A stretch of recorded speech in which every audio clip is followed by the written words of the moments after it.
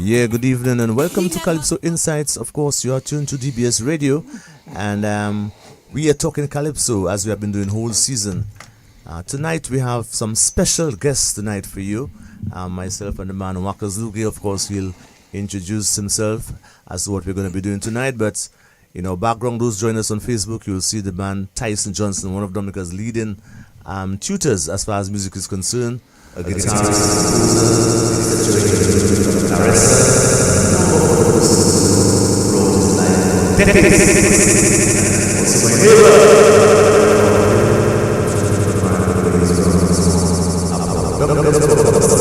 He's a tutor, and we just thought it would be good during the Calypso season to bring somebody who is versed as far as melody is concerned. So we're going to be focusing on melody tonight. Later on, we're going to be dealing with MCing, the role of the MC, where we have Franklin Moses and the Young Bull and Marja Jeffers and the crew. Alex Bruno join us from the US, and later on we'll have the big man King Dice 10 times Monarch. So it's a very packed program. So later on, Wackers will give you the telephone numbers that you can call and join us. So good night to Wackers also, who's my co-host, and we're going to have a wonderful night together, I'm sure. Of course, good night. Good night to all Dominicans at home and abroad. Good night to everyone listening. And I want to say, coming from last weekend Calypso semi-finals and getting tonight into that show, it's a kind of natural follow-up. Of course, our show is geared at more or less educating people, trying to raise awareness at least, and of course trying to encourage and teach. So Ian Jackson and myself, of course, will have that show tonight, and the cast of characters tonight. Very interesting one, I dare say, because coming from my background, I think all those involved, I know them personally. I know their upbringing, in terms of not upbringing itself, but their general ways and their talent. So tonight, expect a great program here from us here. Yeah, and we're going right into it really. The first question I'd like to ask Tyson Johnson here. Of course, he'll have some little demonstrations after, but the first question I want to ask, and we always ask, what is melody? And we're specifically dealing with Calypso. He's a guy who studied in Barbados and have studied formally the art form. So I want to hear from him, and I want Dominica to hear how he would define melody. Good night, Mr. Johnson. Good night. Good night. I'm happy to join you, Ian. I'm very happy to join you, Walkers. As Walkers say, Walkers and have done work before with Pearl Christian. I mean, so we know what thing way back then.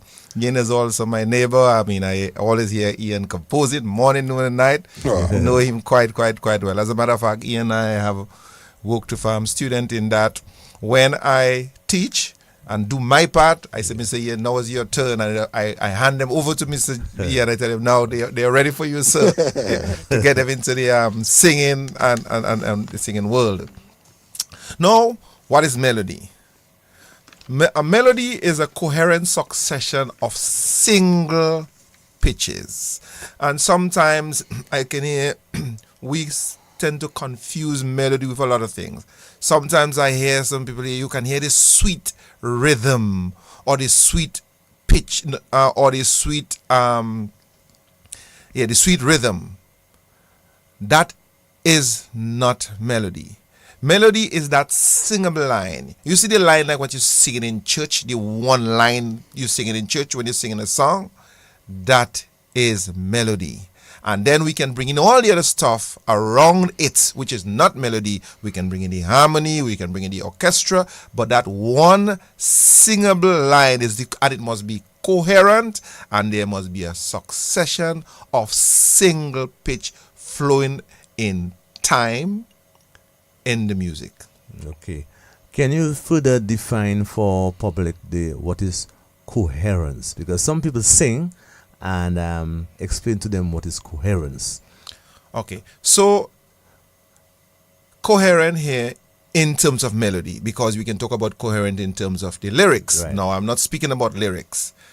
Coherent in terms of melody, it means that when you write, you have one note with a pitch. Mm-hmm. It must move along, and there are different rules that you should follow to make those notes move along. For example, you have a good melody follows different pattern. For example, it must have a curve, a nice curve. And a curve, it means I'm not saying a straight line, it goes up and it comes down. That is what a good melody should be. Now, what creates that good melody? What creates that melody is how you move the notes. And there's some specific recommendation which says you should move in terms of steps, you should move in terms of skips, and sometimes leaps. Now, let me explain what I'm saying.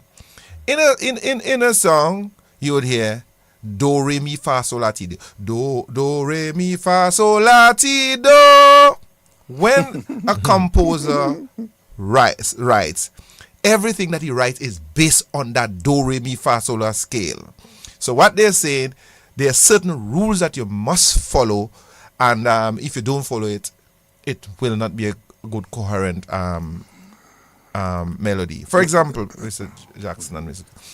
When they're for exams, you don't have a guitar in the examination room, you don't have a piano.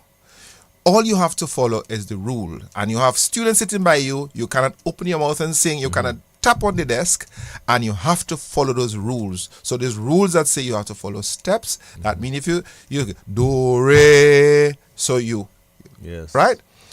Right? So you can't go from do to la. No. You can go from do to la, but there's a rule that for it, says okay. if you go from do to la, then you come back down. You do go up because the music will Okay. start appearing, yes, Disjointed. Well, disjointed. Yeah. There But is I- coherence. Nice introduction there, and very teachable, I must say.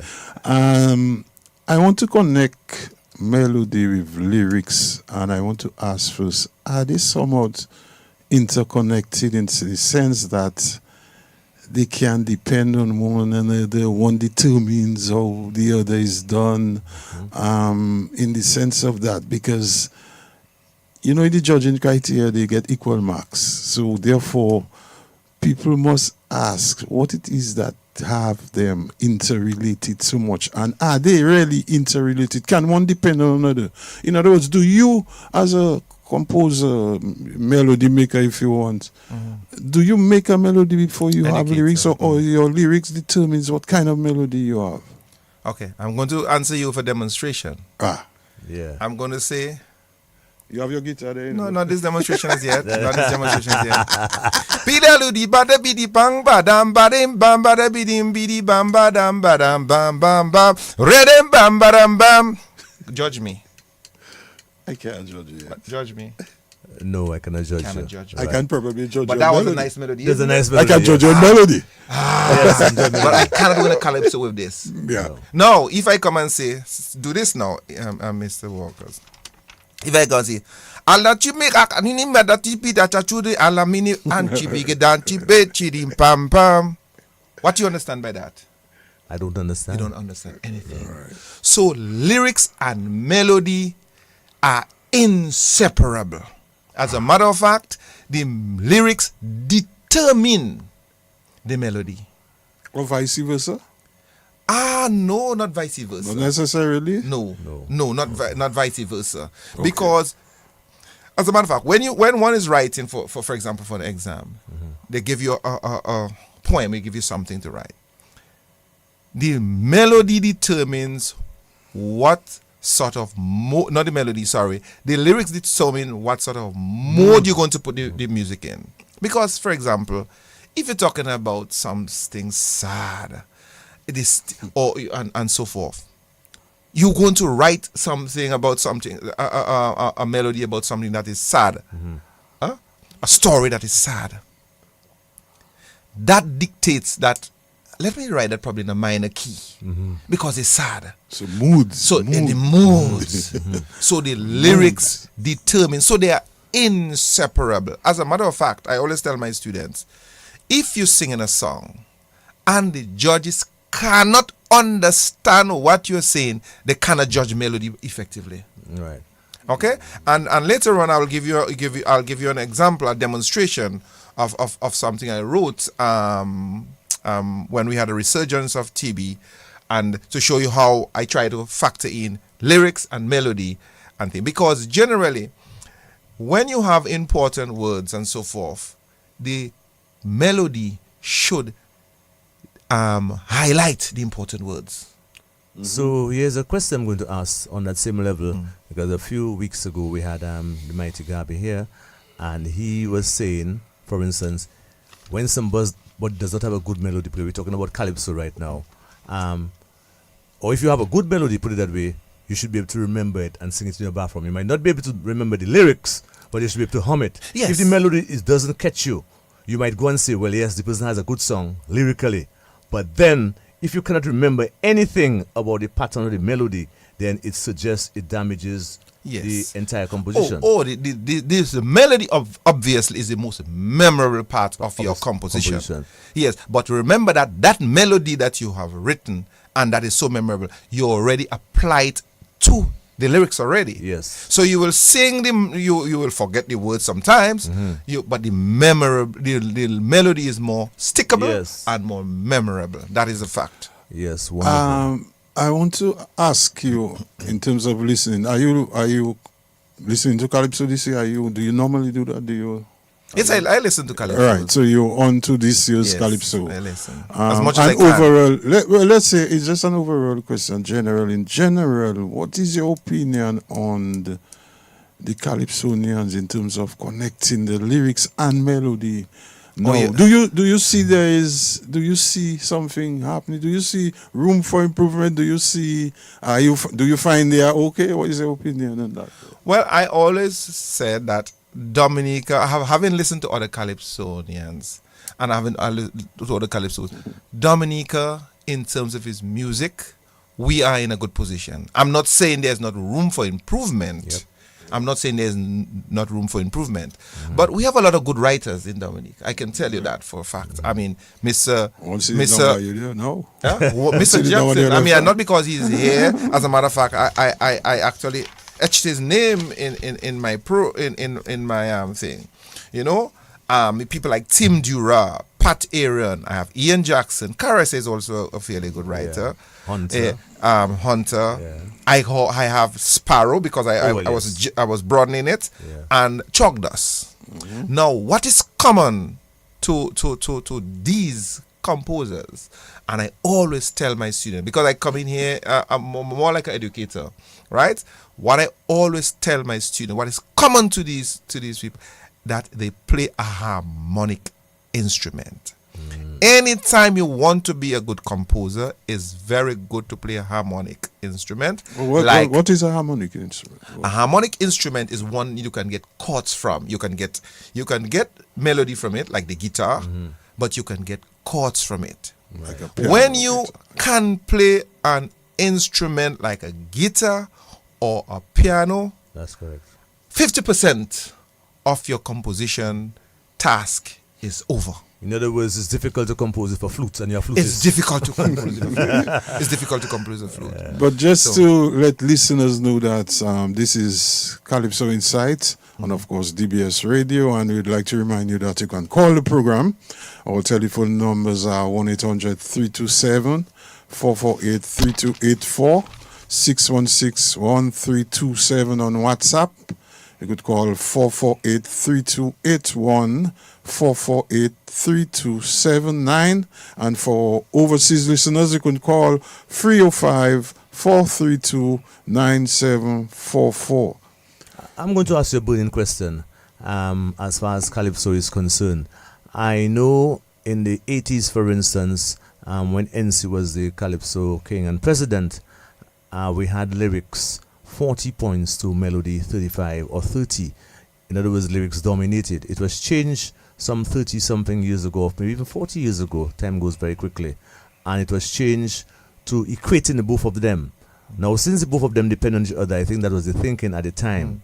But I'm having a scan for the region. Even Barbados, I think when a few weeks ago that Gabi actually got it wrong, or he had an error when he said that lyrics melody carried the most points. Even presently looking at Barbados, for instance, what we have is that the melody is 25 points, lyrics is 30, so that means lyric carries the most points. Rendition is 30, and of course in Dominica's Calypso we do not have any place for arrangement, right?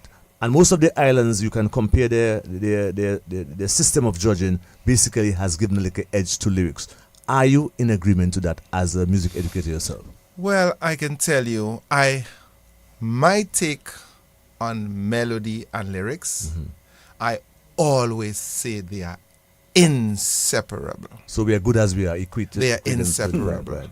So it all depends on how the different countries or want to look at it. But giving lyrics a little more, I wouldn't have any qualms with that. But all I know that they are inseparable. And anytime you're judging a competition, Calypso competition, the judges have to be clear or understand clearly what the singer is saying for them to judge. I am saying if you cannot understand what the singer is saying in terms of clarity, then you cannot judge melody. Melody cannot stand by itself because the lyrics dictates The type of melody. Yes. All right? Because, for example, if you have an important word, all right, what they always emphasize is that important word, you can do a few things with it. One, you can give it a long note. You can give it a higher note. All right? Or you can accent it. Right. So there sometimes the word is so important that we give what we call an agogic accent, and that is something that is in thing, and that accent, according to the lyrics, can give one single line 3 meanings. For example, you have this one, I will go. This one sentence, I will go. According to how you accent it, according to the notes you put, it can get 3 different meanings. Yeah. I will go. The emphasis on who there now. Yeah. Is it I? On I. Yeah. No, I can change that. A composer can change it if he's not interested in I. I will go where they send me. Yeah. I will go Yes, where they send. yes. Where the importance here? You're on go. He You're might on go. come Yes, back. yes. Okay. That's correct. That's correct. Yeah. Yes. And then you can change it up still. Another one. I will go. I will go. Willingness to go. So yes. based on your accent and your melodic note, you can change up the meaning of what you want to say. So they are inseparable. Oh yes, we getting something here tonight from Mr. Tyson Johnson, educator, musical educator. Of course, we'd like to remind you all out there that we also have coming up some MCs, the best in the business that we have. Guys like Franklin Moses, we have Val Coffee, Connective Alex Bruno, And also Peter of Pross course, hopes and to Peter join us, Pross, yes. my main boy. And of course, Marja. Don't my forget nephew. Marja is the lady And MC Naja, Dominica. right. Marja. So we'll connect with these people, and then finally we'll have King Dice coming up about 9 o'clock. He'll be live in the studio, the reverse, defending King, 10 times Calypso King. So, Mr. Johnson, just on that, it's interesting. Melody, you didn't explain the difference between melody and harmony. They are another close connected, between some people differ. Some say, what is the harmony? What is the melody? Can you define those two? Good. As a matter of fact, I was thinking along that line. Yeah. I was even thinking of broadening it a bit, Right. where it has some areas. Sometimes I listen and you can see clearly they are confused. Some people mix them up. For example, meter, we'll come back to harmony. Meter, some people mix up rhythm and they mix up tempo. Now, these are different. For example, meter. What is the meter? Because I listened to some comments there, and I... Can you take your guitar to demonstrate a meter? And You so would yes. take Take it your from- yeah, man, guitar. you can- I got... You yes. can demonstrate Demonstrate, musically. yeah, man. Yeah? Of course. Of course. Although I Do like Chucky. I plan to do a little demonstration later. But for example, meter. Yeah. Meter, you go.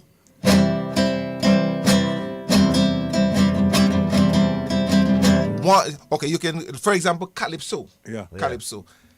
Caribbean music generally is in 2/2 time. Yeah. So you go 1, 2, 1, 2, 1, 2, 1, 2, 1, 2. That is the meter or the pulse of the music. You can't change that. Yeah. If you're on the time If that is what you determine, yeah.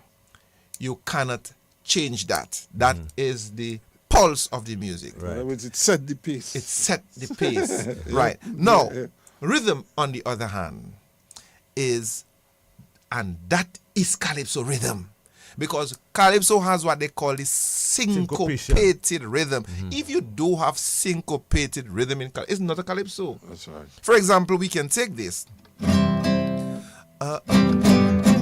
Amazing Grace.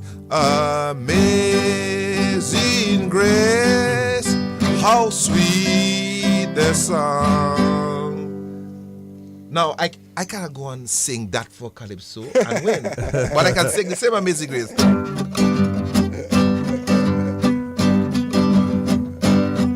Amazing Grace, how sweet a song that save a wretch like me.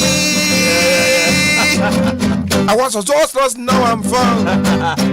Okay, you see? You might get king after that. There is a syncopation.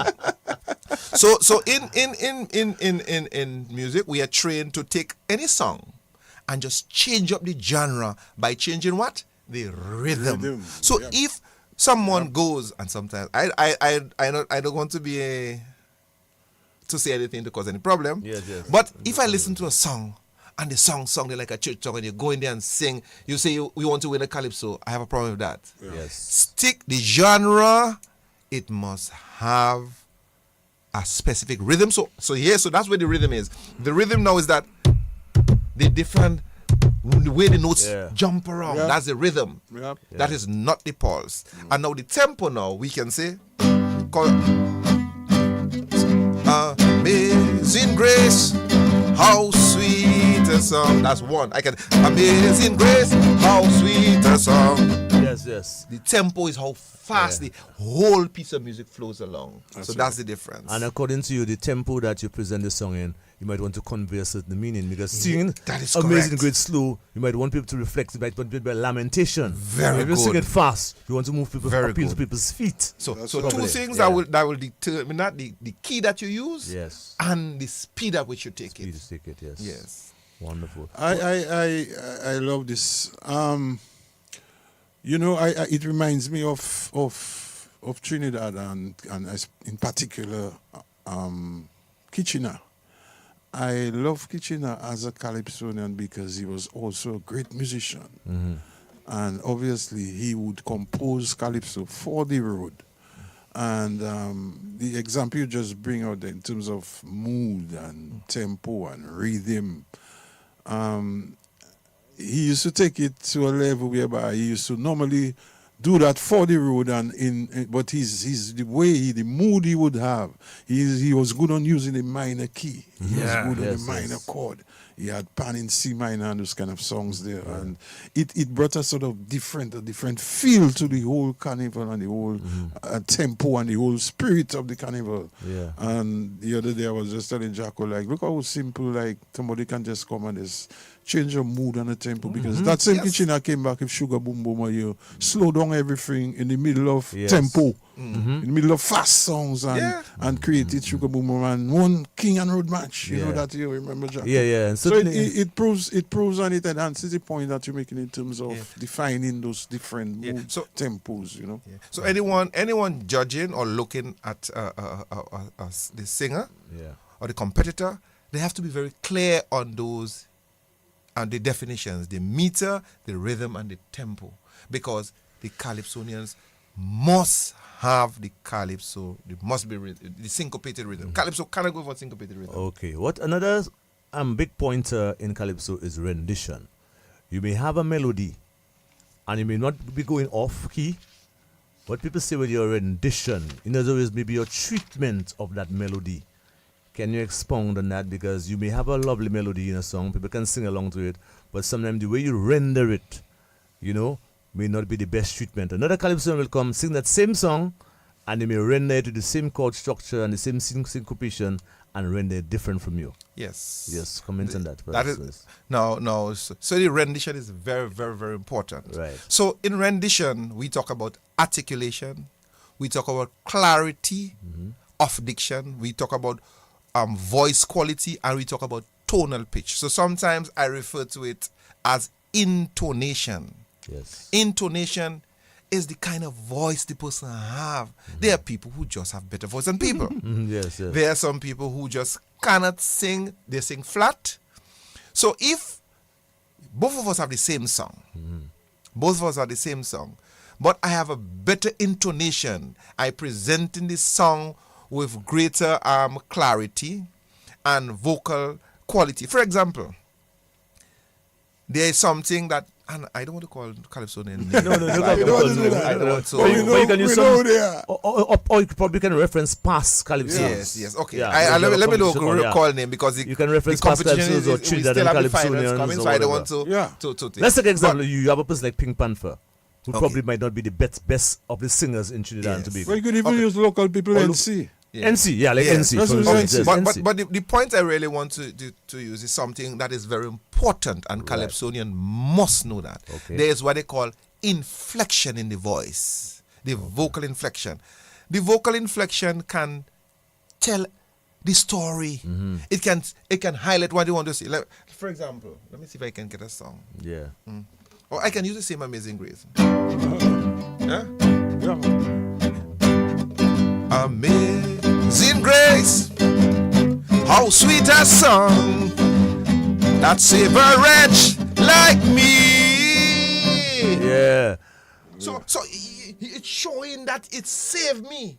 Yeah. So the inflection of the voice, the Calypsonian must be able, based on his story he wants to tell, Yes. have voice. If he was just going to sing a song flat, ding, ding, ding, and just sit Yeah. flat, the person who has greater voice inflection and so is given a greater rendition. And that is something that Caressa has, who you work with for many years. And when you did that there, I saw I Caressa. wanted I to- saw Caressa when you did that there. And again, he's one of those guys who's singing a lot of minor keys. Yes. Or like And- Spider and so on. Yeah. And I will that is tell very you- good That is, yes, inflection yes, as well, inflection, yes. You know? No, the points about that is that So rendition is Calypsonians that understands and that can handle that part, maximize on it. I Yes. know there are certain Calypsonians in this year competition. I know that they maximize on rendition. In other words, they may lose out on other things, but the 20 points they're gonna go full behind that and maximize on that. And For instance, you that can help a say lot of safely people like Tasha. He's Yeah. always expert on it. We have Right. to say it as Yeah, the but- Bob. yes. You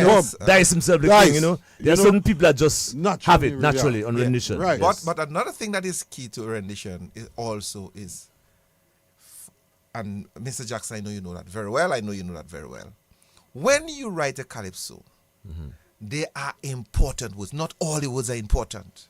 Okay. Not all the words are important. Yes. So generally we put accents by the most important words. Yes.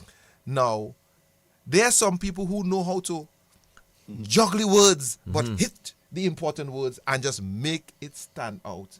That is good. That is rendition as well. Yeah. All right. So that determines. So you can have the same song, but the person who does all of those, the voice inflection, who does it clear, because you have to be clear.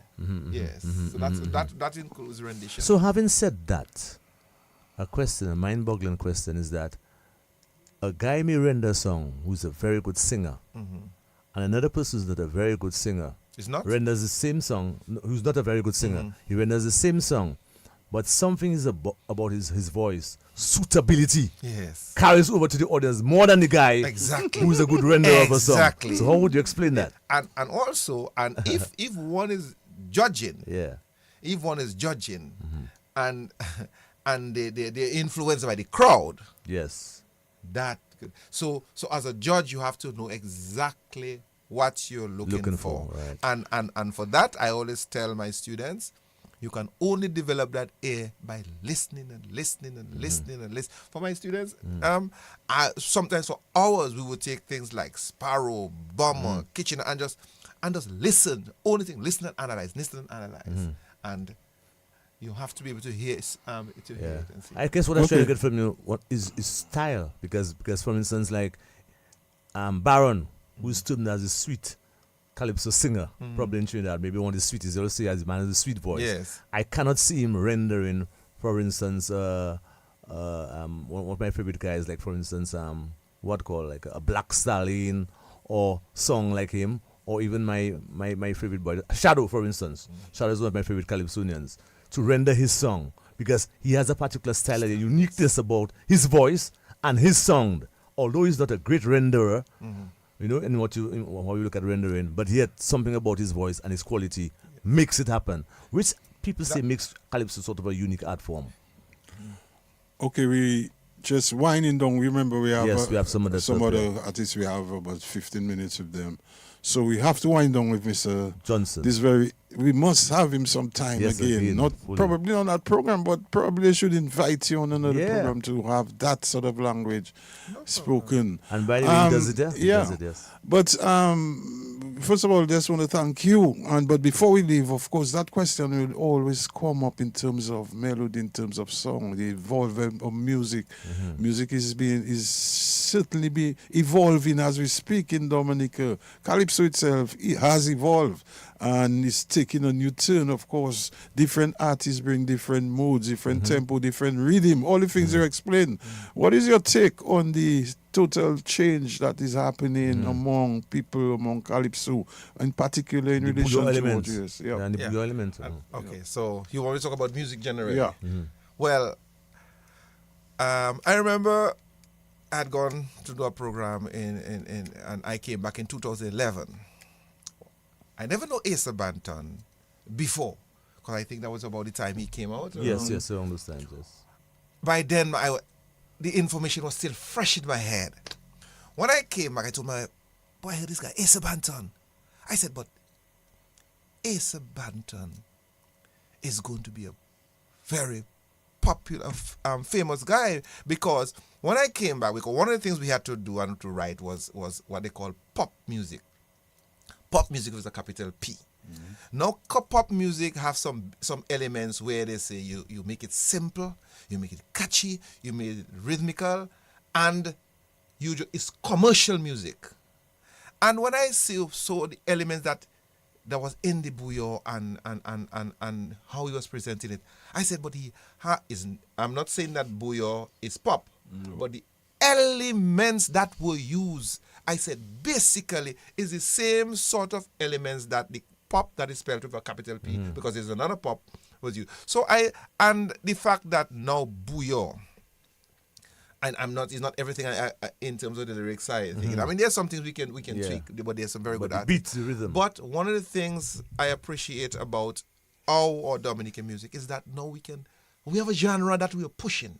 Yeah. Because Jamaica has so many genres. Barbados itself have talk. Barbados have which other again? Spooge. Yes, Spooge, ring band. You know, so when I see Dominica, we have it's Calypso. Yeah, Calypso we had it. And now we have one we can call our own. I'm saying we are going somewhere. We are going somewhere. Yes. Definitely. Just have to, because all the other countries have their own genres. Yeah. Yes. So therefore, as we close up, as we said, we want to thank you, Mr. Johnson, for coming here. I mean, probably as we make the transition to our MCs that we're going to have next, probably you could hint to us as to probably what song that represents a good song that you know, and you probably could just find it, a good song you know that represents some of the elements that you speak about. As far it doesn't have to be Dominican Calypso, it could be something from Trinidad, and as we make the transition, probably we could hear that. And in the meantime, Ashton, Wackers, you could probably give the numbers that people could call as we make the transition to get the MCs to share their point of view on the art form. Okay, listeners, we'd just like to remind you that you could call the program. The numbers are 1-800-327-448-3284, 316-1327 on WhatsApp, 448-3281, 448-3279, and for overseas listeners, the number is 305-432-9744. Yeah, I see Mr. Johnson has a whole list of songs. Just pick out one for us. Okay, so one of these songs, in terms of mood, Sparrow. I'm a Slave. I'm a Slave. I know you're good to say. I'm a Slave. You know, because why I think I'm a Slave, the key was deliberate, because he wanted to. Because if you're a slave, You want to be free. It has Yes. to show some sadness. It's a And he lamentation. put that, right. He put us in a minor key, and that's what I always use as a demonstration. Okay, I'm a so- slave. Okay, We so you have listen to to do- we have Calypso to do- Insights. okay. So right now we're gonna bring in the MCs. So in the meantime, if Dean can pull up this one as we make the transition, I'm a Slave by the Mighty Sparrow, we would be appreciative of that. Okay. Okay. That was best. The best. Yes. I'm a slave from a land so far. I was caught and I was brought here from Africa. I'm a slave from a land so far. I was caught and I was brought here from Africa. Well, it was licks like fire from the white slave master every day. Sat down on my knees, weeks and weeks before we crossed the seas to reach in the West Indies. Then they make me work. Yes, I work. I said I work. Yes, I work. Good Lord, no pay. I toil, I toil, I toil. I say I toil so hard each day. I'm dying. I'm crying.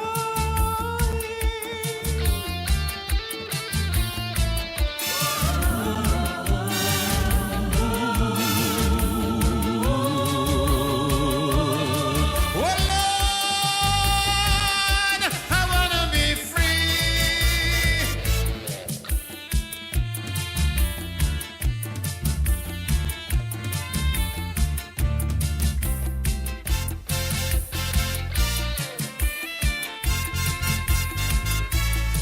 Many times I wanted to run, but the English slave master standing there with the gun. Oh, I know he gonna shoot to kill. So I stay and I pray, but I'm planning still. I study night and day how to break away. I got to make a brilliant escape. But every time I think about the whip and them dogs, my body that start to shake. He make me work. Yes, I I said I work. Yes, I Oh, oh Lord, no pay. I toil, I toil, I toil, I toil, I toil hard each day.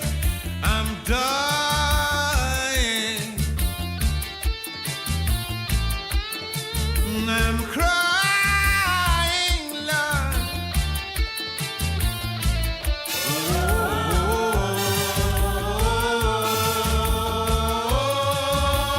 Oh, Lord, I wanna be free.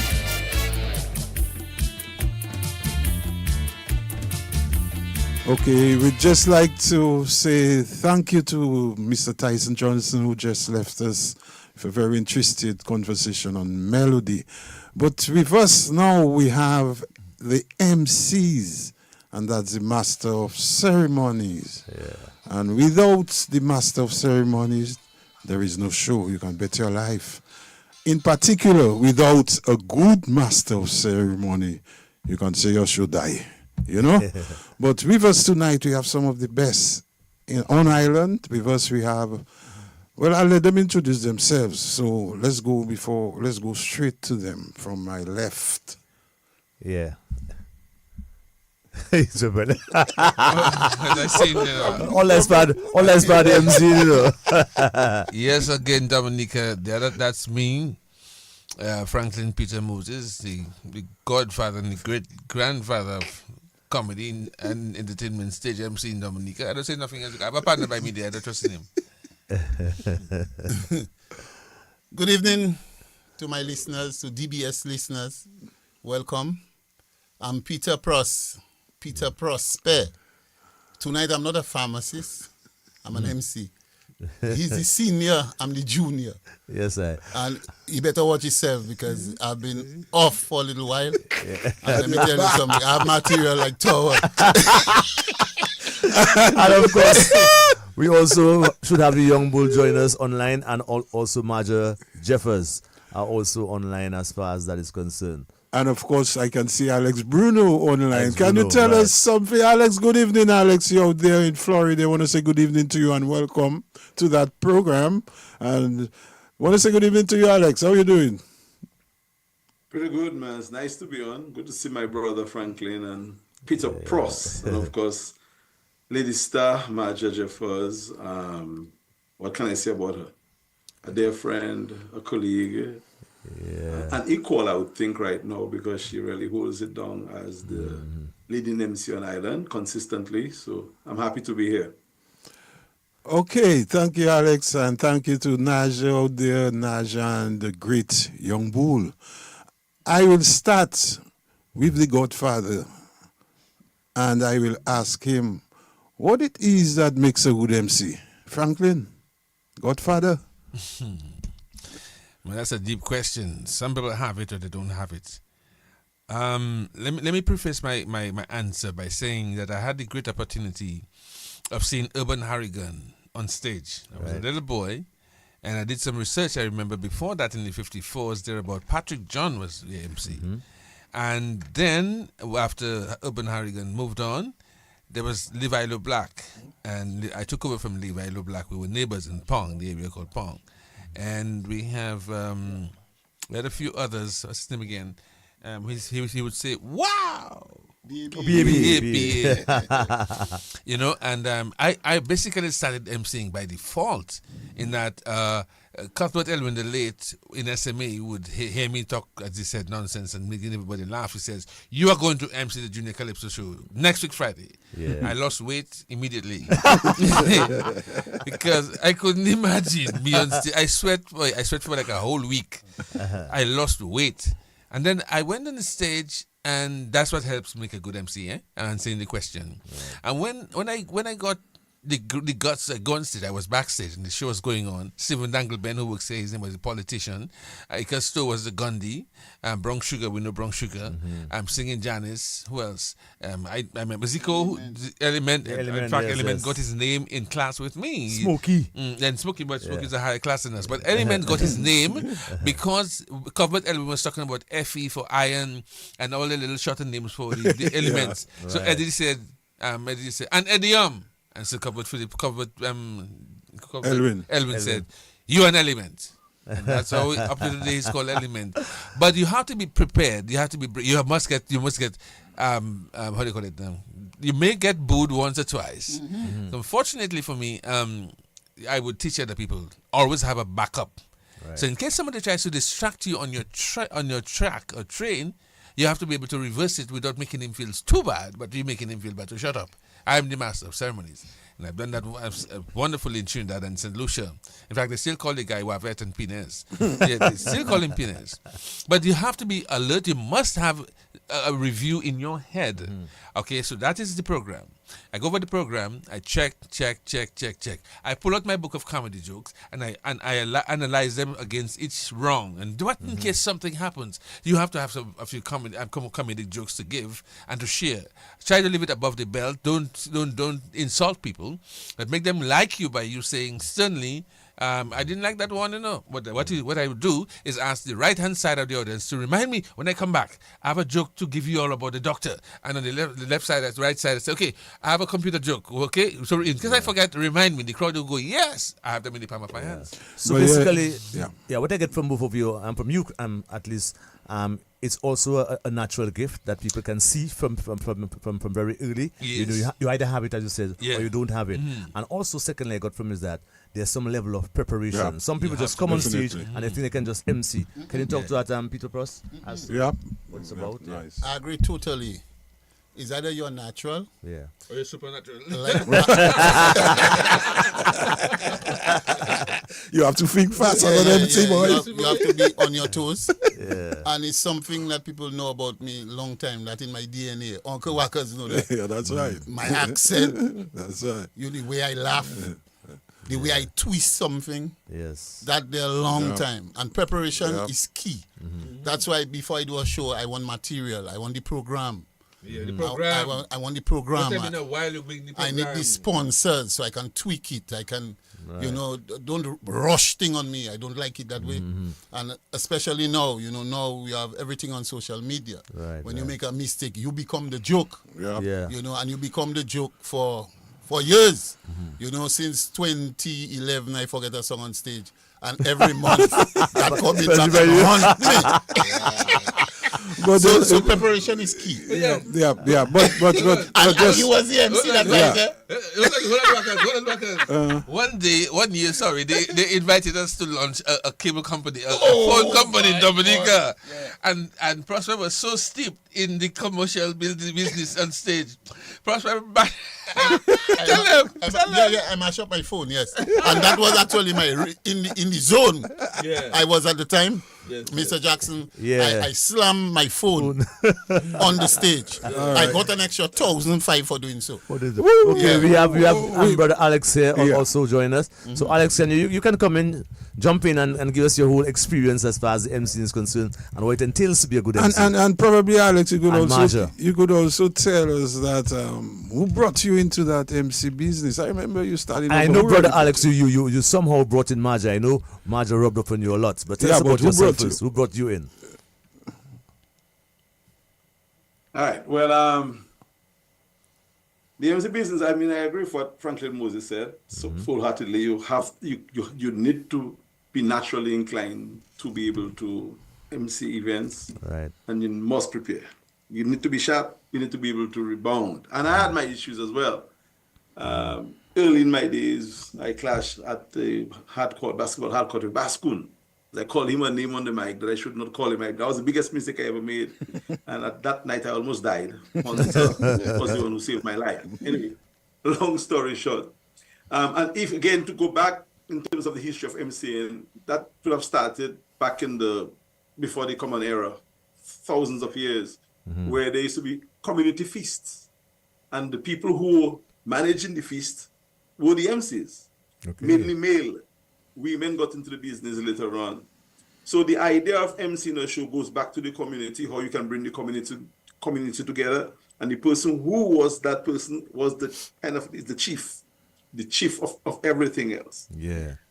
As far as my MCing is concerned in Dominica, I think I was fascinated by Franklin Moses because of his eloquence and BABA because of his power.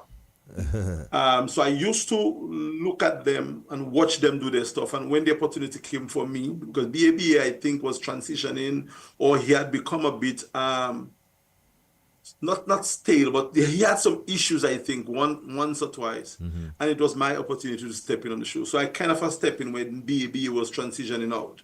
Just a little before Val, Young Bull. Because Young Bull at the time was managing Stardom. So I got my little break to start doing the Calypso Association show. And then Val and me start doing our stuff. Franklin, of course, migrated to Antigua, somewhere thereabout. So it became Val Coffee and I for almost a quarter century.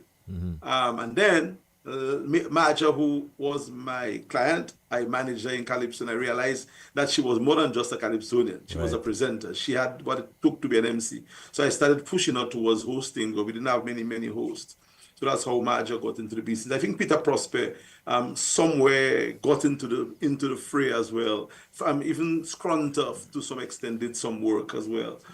So yeah, my involvement in MC would have to come from Franklin, his eloquence. I mean, he is just graceful, the way in which he shaped his words, his comedic value, and BABA because of his wow factor. So my work is a combination of those two guys, and I thank them. I thank them for that. Yeah. And you have our own lead. I think Marja should be somewhere around. Probably you could join us. I'm here. Okay, right on. So wonderful, Marja. Wonderful. Yes. So Marja, tell us your experience as a lady MC in particular. To the listeners of DBS, Workers, I will send a student after you. If you Why? What I do? You understanding me? A stone online. Online stone. Online. You get no virtual stone. You understanding me? So if you can't remember my name, I was an M and not an N, then call me Lady Star. Because I was I will see you. Marja. And I will send you. I did it just like Fredo's. Yeah. Apologies. Yeah, so tell us about your experiences. My involvement in MCing really and truly Alex Bruno, and he's correct because Alex, as my Calypso manager,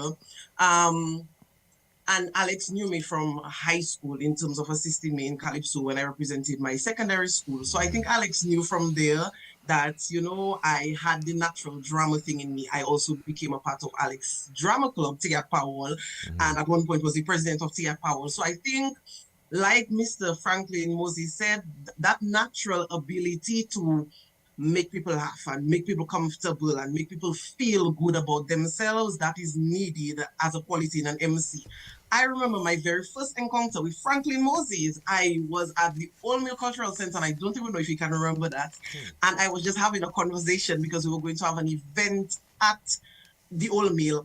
And Franklin was upstairs and I was downstairs just having a normal conversation, and everybody was just laughing, cracking up. And Franklin just stuck his head out and he was like, "Who's that speaking?"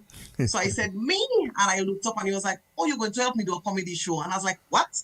And he was like, "I can tell by your voice that you're a comedian, just by your voice." And he just brought me on stage with him at Arawak House of Culture. Did not give me any kind of prep. Thank you very much for that, Mr. Moses. No kind of prep. He just said to me, "Listen, we're going to do a little skit, and I want you to just be very annoying. So like anytime I say something, just ask me more questions." And I was like, "I don't understand." And he said, "Just listen to me, just annoy me, just annoy me." And I was like, "But you're not telling me enough." And he said, "That's it." And here I am stepping on the stage, and he just said, "Our setting is a restaurant and you're my waitress." And that was it. And then I'm on the stage and he was like, "Hi, I'm here. I want something to drink." And then I was like, annoy him. So I was like, "Okay, no problem. Do you want some water? Do you want some juice? We also have some tea." And then he said, "I'd like some juice." I was like, "Okay, great. Well, we have orange and we have grapefruit, we have passion fruit." And he said, "Passion fruit." And then I was like, "Okay, do you want some ice?" And he said, "Yes, I definitely want ice." He said, "Do you want tube ice? Do you want block ice? Do you want what?" And then he was just going. And then I just started getting into it. And then in the very end, he was like, "I'm irritated. I don't want anything. Call me a taxi." I was like, "Do you want Molly's taxi? Do you want this taxi?" And he was like, "Call me Molly's taxi." I said, "Well, do you want Molly to drive? Do you want his son? Do you want his nephew?" And then he was just running off the stage. And I was like, it was just amazing how it just played out. So I think that natural ability, that feeling your audience. But I can say maybe I'm the most fortunate MC in Dominica because I got assistance from the great Alex. I got assistance from Val. I got assistance from Franklin. I got assistance from Peter. Like I worked with each and every one of these men. And got their style, got their swag, and it's... And I haven't recalled seeing a female MC in a while. Yes. So you're probably one of the few, one only probably female MC. Yes, right. But just to, I know the young bull, Mr. Young Bull is there waiting, but we know that we referring to MC in relation to Calypso, but they are MCs for different shows. Queen show, another show, the show Franklin do for WCK years ago where he named them. So there's... Name them. You're naming it. You know what name them. You're naming it. The W stand for Wackers, the C for Cornell, and the K for Keith. Yes, 1986, Henry George as Minister of Education. And it was Curtis Simons. Continue. I just try to be humble. Yeah, and but the young bull, Mr. Bull, Mr. Bull, you're standing by, right? Well, probably I don't think he's on the call. Can't join us yet. Oh no, he's not there. Oh, but okay, I thought he was but there. Wackers, you're making a very interesting point about host of other shows. That's what I was coming to do. The difference between an announcer, a host, and an MC. An MC is a different category of person from a presenter or from a host. A host actually engages with people, and MC manages an event. So there's more to MCing than there is to hosting. So let me ask you, Alex. He's a presenter. Yeah. So you're saying those performing at a Queen show is not referred to as MCs? They're no, hosts. They're more they hosts. would not necessarily be. They are more like presenters or hosts. Thanks for making that because difference. Their job is different, slightly different from what an MC does. An MC pretty much manages and maintains the quality of the show. The host just presents the show. An MC carries the show. If you do not have an MC that can control a show, the show can go flop. And that is a little trick that probably if we had an MC, I'm doing Queen show, there might be a bit a kind of a different result in terms of the connectivity, the response to the questions and stuff like. I don't really knock anybody, but I think if you can have a more MC factor with the Queen show, it could bring out a bit more vibe. Yeah. That's right. If you understand what I mean. Yeah. But people like not be given to MC Queen show because our characteristic as Calypso MCs is not the thing that Queen show really want on their stage. Well, maybe Ever Franklin. find MCs Well, Queen show. with all due respect, Franklin probably defied that because Franklin He did both. did everything. both, Yes. and he did them very well. And on that point, I want to.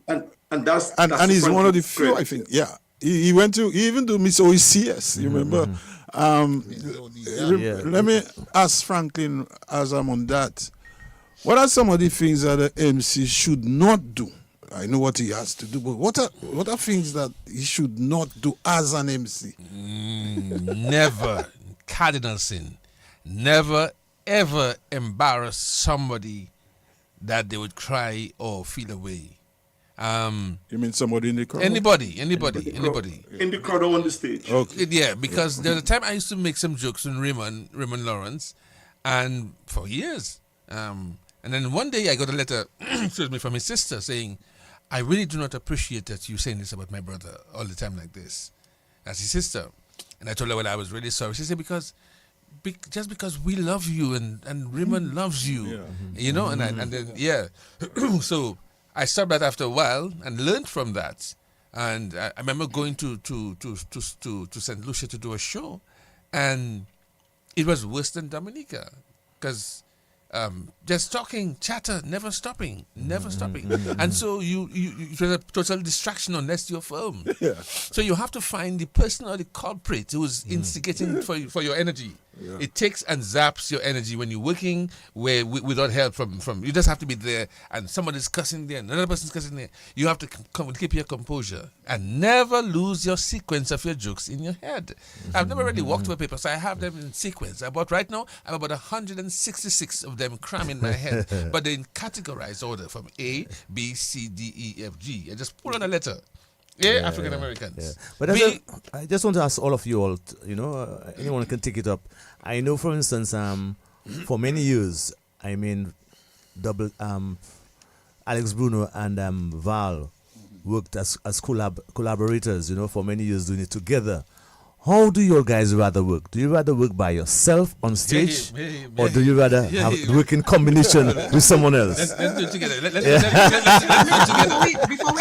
Before we jump to that, yes, I want to add one more thing to what Franklin was saying in terms of something that you should not do as an MC. Right. Yeah. So outside of criticizing people, the crowd, or whoever else, one of the things that I have learned, especially with Calypso, you do not, especially during competition. So you see, there's a difference in being an MC at a tent and being an MC at a competition. Thank you. And you see, at the competition, Yeah. you do not comment on the Calypsonian and their song or their performance after they perform. Right. Calypsonians are very Sensitive to that. Sensitive, yes. They're sensitive. So sometimes it might seem like something so basic or something so simple, and when you go backstage, a Calypsonian will tear you out and say, if you felt that was funny, you making that comment, and you're going to influence the people, and you're going to influence the judges. So you see, during tent, it's very easy. Like, I will make a joke with intruder and talk about that song shifting the party and all that.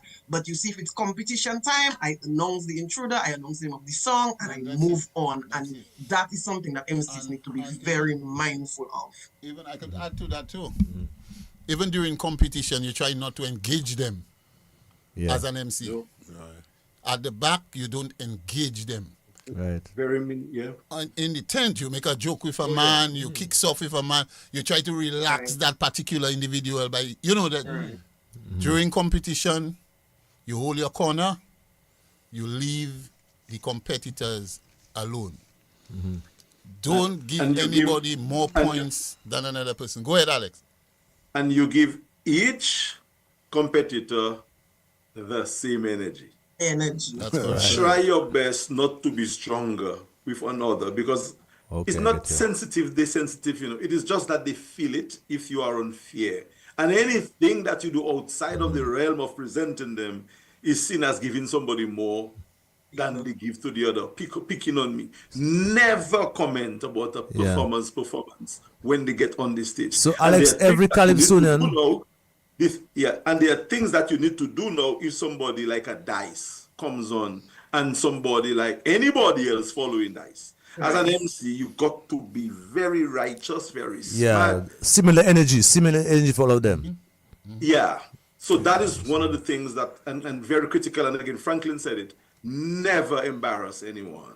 People should be happy and they should feel glad with your performances. You should never make anybody feel uncomfortable. Even if you think it is funny, it is just not funny to try to get under people's skin as a master or a ceremonist. Yeah, well, I'm glad when I actually spoke about Bass Spoon, he almost killed me that night because I said something bad about him. Well, I'm glad that was a mistake.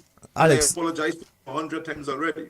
I was just saying, I'm glad you all guys mentioned that, because sometimes some people say that sometimes when an MC comes on stage, sometimes if you run short or not well prepared, sometimes you can pick on persons on the crowd and make everybody laugh at them. They are feeling comfortable, and that is something that people sometimes should watch, from what I'm hearing. And we don't really have a school in Dominica who teaches persons those ethics of MCing. I know people learn from you, Franklin, as the godfather of the whole thing and so on, but have we had any seminars where we sit down and train some young people and so on? Is that in the making? Just before we go to Franklin, just like to remind listeners that they can call in at 1-800-327-448-3284, 616-1327 on WhatsApp, 448-3281, 448-3279, and for the overseas listeners, they can call the number 305-432-9744. And I also like to remind you that following the MCs, we have King Dice, 10-time Kings, who is sitting and waiting patiently for this next round. Okay, so let's go back to Franklin. That question. Ask the question again. Yeah, I was just saying, we have no school for MCing and so on. How do we impart that knowledge to younger people involved in MCing? And I was talking about the idea of preparation that you mentioned, because sometimes some MCs have been, it has happened to us sometimes that when we go on stage and probably there's a little hitch at the backstage and if you keep the crowd going, you might just watch in the audience and pick on someone and probably give a joke that probably the person doesn't really like. How do you do those things? Thanks for the question. Good question. But I've never had the opportunity. I don't know. I expect it to happen sometimes, but I was when the crowd is going out and the show is over and the lights are out and all the applause are done. You sometimes would like to get an honest answer from people. They say, "Boy, that was a good show, man. You remember when you said this and that?" And you don't remember it at all, because when you get on stage, you get into your you get into your zone. I want my chair there. I do not want people touching my face towel. Do not touch my pen or my pencils or my books. Do not touch my Guinness or my beer, whatever it is. In those years, do not pass me stuff. You hear me? And they say, "But why something Moses? Listen, you could throw me off guard if you just misplace my papers." And then they call you, and then you go in the stage and say, "So, ladies and gentlemen," they don't know you just want to put somebody in a place at the back there, And then they come out and talking about the individuals. You have to get to a point when you can thank the audience and they feel appreciative. I say, I want to thank those who came. And there's another guy named Wapo.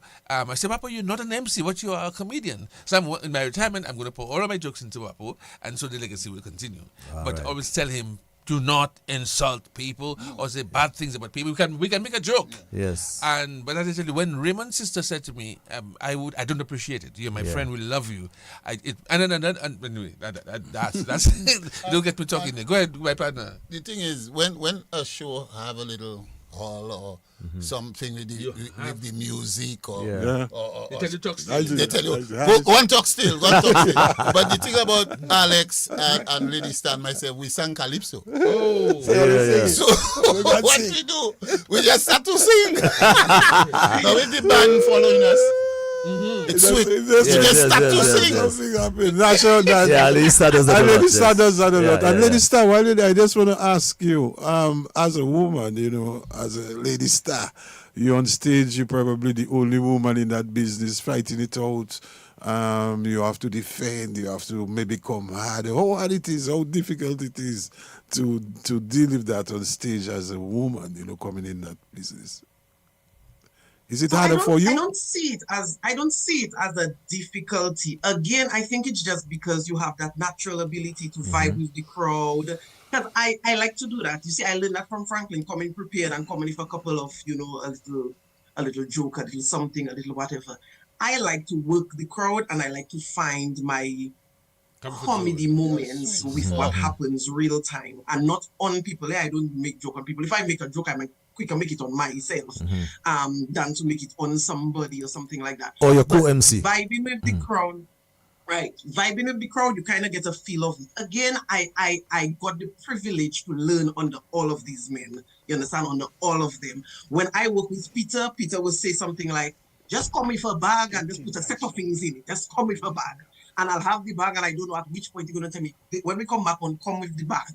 You understand? With Alex, because I've worked with Alex for so long, I can almost finish Alex's sentences without thought. Like I know where he's going. And he will start something and I'll say, if you see you ask me to say no man later, have a rooster in patois one more time, and right away that becomes a joke because people know what that means. You understand? Same with Val. You understand? We vibe to the point, but Val is somebody that likes to prepare. So he'll say, let us meet in advance and let us talk about what we're going to do and all of that. So everybody has their own style. I try not to get intimidated by any of the other MCs when I'm working with them. And I think this is my 10th year doing it. Lady Star, we have a call online, so we just want to take the call and we'll continue. No, not yet. Okay, all right. Person went off. Yeah, sorry about Yeah, that. I just come back to the question. You were just talking about it, Lady Star, and all of you guys can chip in. I don't think that question is really answered. How do you feel rubbing off of each other when you are doing it together as opposed to doing it alone? Is there advantage or disadvantage, or how do you feel sharing the stage with another MC? The MCs. Go ahead, Alex. Go ahead. Go ahead, FM. No, you're far. I close by. I don't sleep time over the short while, but we home. So go ahead. And let my seniors have the way tonight. Yeah, senior juniors. I know what I'm talking about. I'm the verge of retirement. Go ahead, Alex. I'm 60 years old, brother.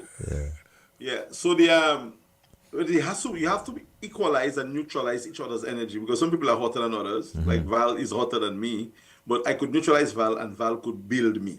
So you work off the other's energy. I think Val and me, we have a kind of chemistry that goes way back. But when I moved to Roseau as a country boy, into Roseau is Val first, that became my friend. And so we spent a lot of time together. We even had a promotional company. We brought down Locato and we used to promote shows, BC Promotion. So Okay, pause a while. We have a caller on the line now. So, caller, good night. Welcome to Calypso Insights. Hi, good evening. Yeah, good evening. To the panelists, it's nice to hear FM. Yeah. Good evening. Yes. So, I found this particularly interesting in rendition because I was listening to the set. You are not quite very clear where you are there. Can you just change your positions and speak out, please? So Right, can you that's hear me? better. Wonderful. Yeah, that's it. That's good. Awesome. So, again, good night. For some time. I was going to call you out when you finished John in Awesome. I remember the day when I started in Tong and watching it. So I found the conversation particularly interesting. I think we live in a more sensitive time where people take things personally. I think one of the people who are excellent in it, and I think we definitely mentioned him, is Young Bull in terms of reaching out and interacting. I remember once upon Franklin himself was able to do that. But it was in good taste. Yeah. And I know you guys mentioned DICE and the bias and having to manage your job and your bias. Ozzy was particularly biased in but he was also very, he had a lot of tact when he was doing it. Having said that, I've been listening to the Calypso and I was listening on one Saturday night, the semi-finals. And a few comments were made after Cash's time. And I was a little uncomfortable because I feel the comments coming out of the commentators at the time really should not have any difficulty understanding the message that Tasha was trying to bring across. Yeah, well, And- caller, we are going astray with that topic because that's not really our topic tonight in terms of that. We had a period when we spoke about that, but more dealing with the MCing. So if you have questions about MCing, we'll take that so instead. it's Yeah. the MC. Okay, I'm so sorry. I just thought it was an opportunity because I know you guys. I know the parents mentioned, not giving your opinion or speaking about the performance, particularly during competition. And I think that is something that is super important. It's one thing for you to be there in the past. But in terms of MC, I think it's all in good humor. And so you have to take something that's a big mountain. More power to those who can do it and do it and not make anybody feel like they're not contributing to the best of their ability. But I will tell again when the topic is open. Okay, Yes, thank you so much. We're running out of time, Yeah. and we have another guest, but we just thank you so much for your input. It's relevant and topical. We thank you so very much for that. Thank you very much. So much. Yes. Yes, welcome. So Franklin Okay. sharing the stage and Peter Yeah, Prost but is about Peter sharing the Prost and stage. myself, Yes. Peter Prost and myself, I think we have the kinetic energy together. I can finish his joke, he can finish my joke. When he says, and he would say some funny things I could understand and had to decipher. And but Franklin, you're not saying anything, man. I say, but oh boy, and I say something, and he feed off me, and I feed off him. However, I'm going to suggest something here tonight for Festa this year. We're going to have a small group of people of us training for those who are interested to become the next top comedian, entertainer in Dominica. Beautiful. Well, gentlemen, as we come to the end of our program, we have the King Dice waiting for a little while now. He's coming on shortly. And I just want to really tell you thank you. Of course, I want to apologize on behalf of the young bull, who's a guy who must be there. It must be something that kept him from being on the program. And of course, he was also invited on the program tonight. So I think we really had Dominica's best MCs, in recent times. And we really happy that you could join us and be part of Calypso Inside because you too make a valuable contribution. Amen. That's why we brought the stage managers on the other night workers because sometimes those people are overlooked and their role are so much very important and integral part in any sort of competition in Dominica, particularly as we talk about Calypso. So gentlemen, thank you for coming and it was a wonderful experience. Thanks for the And lady. And lady, yes, sorry about that. Yes, Marja, oh my God. Send your big stone behind you. Yes. Send stones now. Stones behind you. So No, small pebbles. tonight your name is not Major but Major. I question you again. Your name is not Major but Major.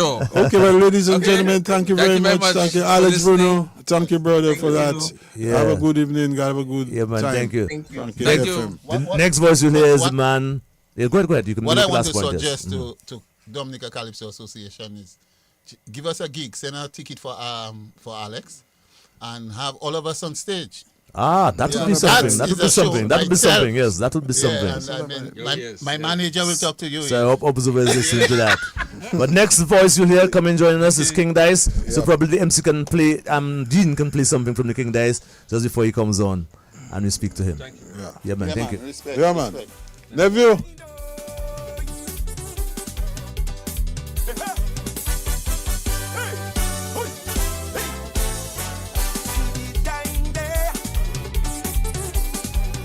Nice again.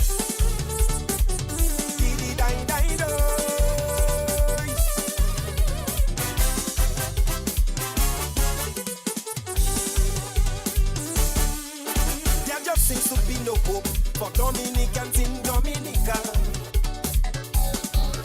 If you're not a passport seller, your bank account cooling for sure. Nothing is being exported out of this country anymore. The only people doing well are the crooks who have passports to sell. Patriot and Calypso king that I am. Conditions forcing me to come up with a scam. I said in my passport to the highest bidder. I taking out my picture. I put it in the buyer.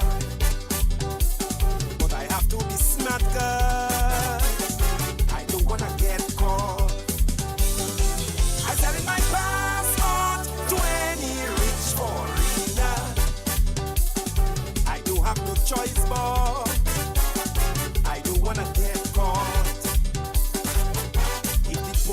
catch me, I'll pay them off. We know they okay with corruption. The only person that I afraid of is Mr. Lennox Clinton. Hey, oi, ay, oi.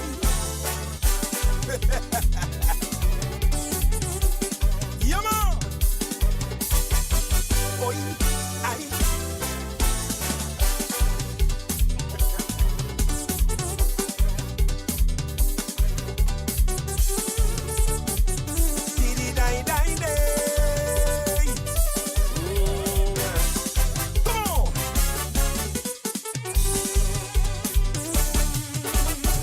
Prosperity are for foreigners, mostly Chinese. They pay no taxes, they pay no social security. Young people have no choice but to migrate to neighboring countries. Last year in my despair I tried planting a few trees of marijuana. The drug squad so politically blind bypass the minister's greenhouse plantation and come and destroy mine. So I sell in my passport to the Yes. Good night, of course. And you have been listening to Calypso Insights. If you have just joined us, you missed a lot already. But of course, we have the king here, right here in our studios at DBS Radio. The man King Dice is going to talk about something about his life and what's happening together with Wackers. Of course, Wackers has been a long-time associate with the King Dice for many years, and of course, I've been following his development over the years, as most Dominicans have been. First of all, Dice, when we get straight into it, what motivated you as even from a junior into Calypso? What about Calypso that got you into the art form? Well, first of all, good night to all the listeners, and big up Wackers and Jacko for having me there tonight, no big up. But Calypso, straight to it. I believe I always had a love for Calypso because I was always proud that Scrunter was from the East. Okay.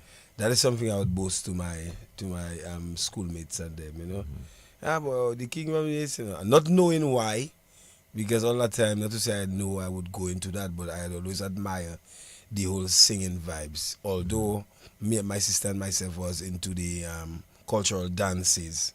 And in that cultural dances, it had court, meaning you had to tell a story.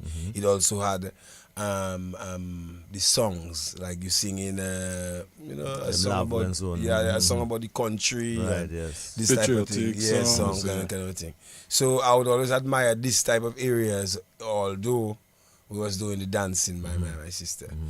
I still, to me, I asked them to try to sing, and my partners and them in the church, Seventh-day Adventists.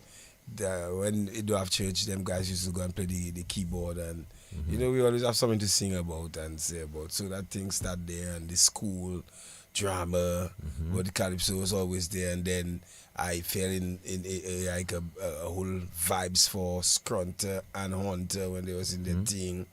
I like that vibes too, what they was bringing out. So, and then I would go to the tent sometimes, as a youth man, COing, and passing the tent, like the Stardom tent that was existing at the time, see the vibes, fellas winning their prizes, their thing, so all I was motivated you. Yeah, all them things motivated me too. And then when I was in SMA, then they had their little junior monarch vibes. Right. So, and we was part of that, then we won that. So, and it's boom, boom, the steps. Yeah. But just before you come to that point, let's go back a little in Whitaker. Let's go back a little, because it seems as though you mentioned the cultural vibes you was in. The cultural vibes. So actually you was a youth dancer, singer. Yeah, we was doing the cultural dances. Yeah, so that came from who? Your parents? Your parents' parents? You had that long? Well, the Whitaker cultural group was always a famous group since before my time.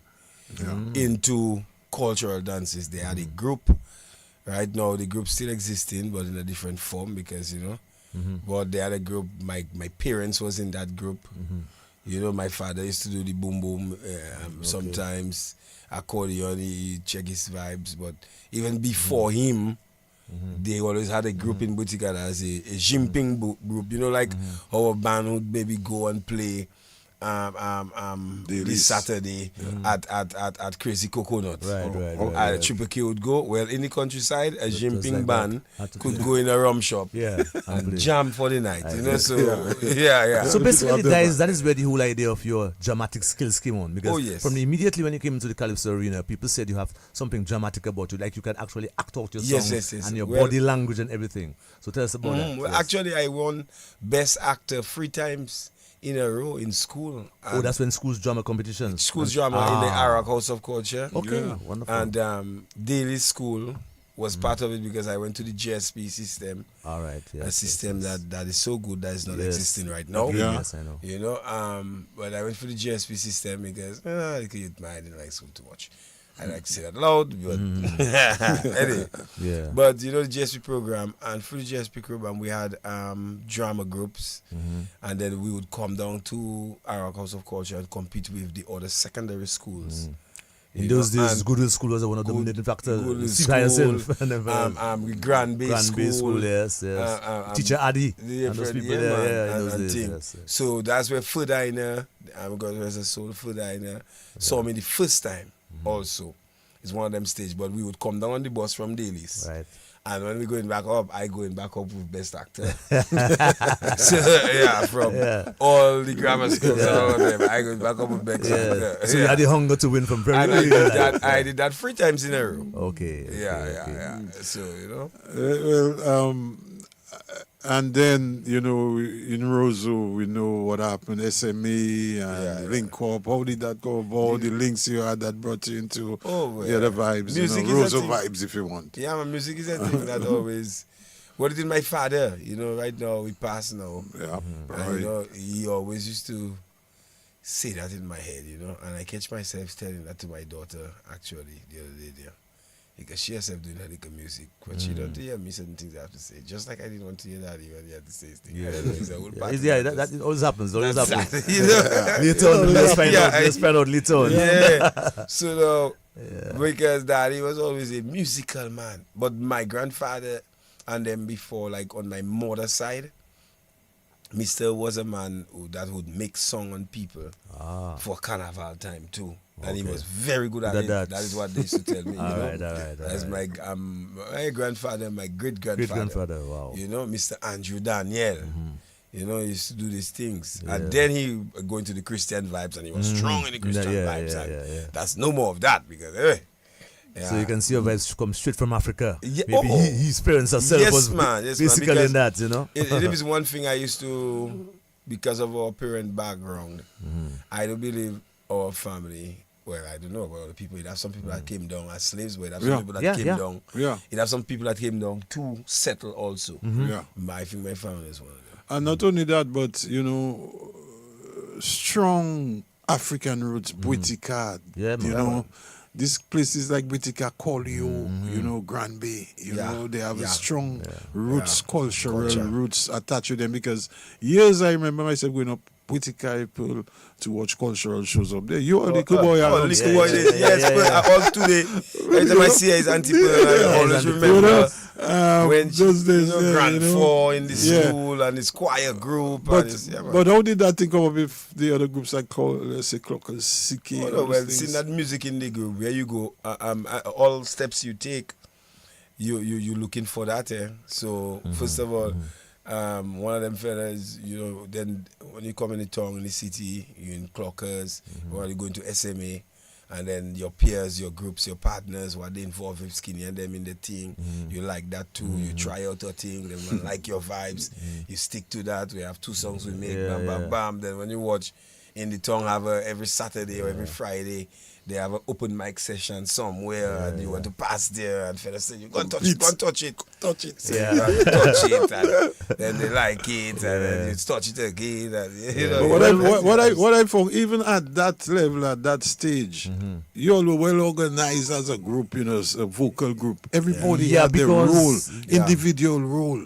You were the catchy singer, you know. Skinny was the mic man, the man. Then we had rappers. We had rappers, you had other guys. It was like a Wu-Tang, you know, if you want. Still had guys that wasn't doing none of the singing, But they would organize a party. Yeah. Like the executives and them fellas. Yeah. And we had all that. Well, I don't know if guys remember when I met, that's the first time I really met him personally, is when you all guys were practicing as Clockers crew.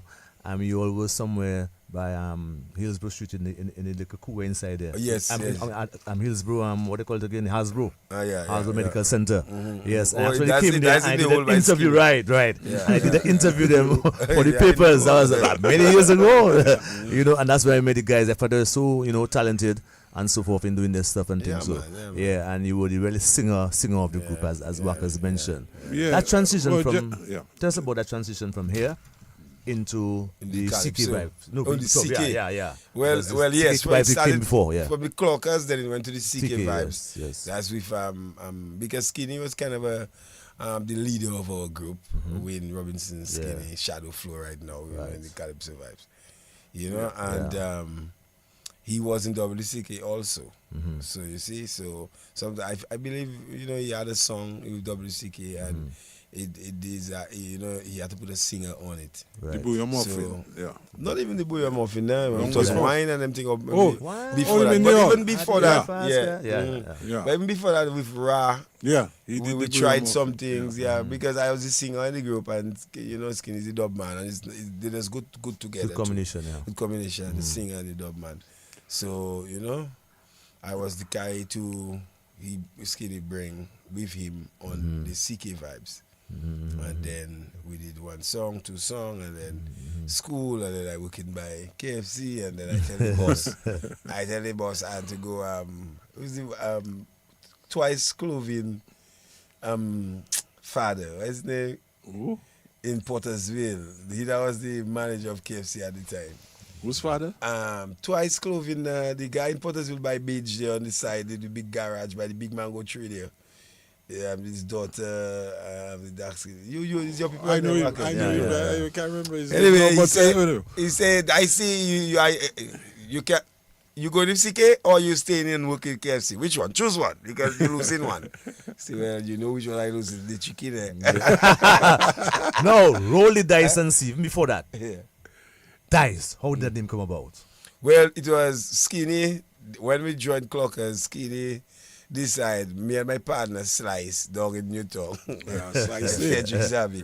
So he's Slice and Dice. Because it's like because it's the same Wu-Tang philosophy. So it's Slice and Dice. So we say Slice and Dice. So in that Dice vibes, when I went to the Calypso, say what name now? And then I think I was reading a book where they say some of the kings of the past to make decisions with their dice, roll the dice. And we're going to fall, make a decision. Yes, because they say, interesting. You can roll the dice, but you cannot tell which number it's falling on. And I like that concept because that is my kind of nature too. Yeah. Because if I meet you, I can be cool with you. But if you roll me and you fall on a snake eyes, then you get snake eyes. You get five. You know what I'm saying? Yeah. I like that. It's almost like snakes and ladders. You can climb the ladder. Bring it down. Yes. If we cool, we cool. It's problem. Yeah. So I get you. So I say we'll stick to that, and I will explain it in that form instead of the dice form. Yeah. Interesting. We just want to remind listeners that we have with us the King Dice 10 times King of Dominica, Calypso King. And of course, you can always call the program. The telephone numbers are 1-800-327-448-3284, 616-1327 on WhatsApp, 448-3281, 448-3279, and our overseas number you can call 305-432-9744. And not only the 10-time King of Dominica, but the 10-time King of the Caribbean, because basically only one Calypso, and I understand from my research, that ever got 10 crowns, and that was the hero of Montserrat. That's the only person, that's the only guy. I didn't even know that dice. I didn't know that. I know you won a lot of times, but when I did the research, I said, okay, so dice is really the second ever in the world.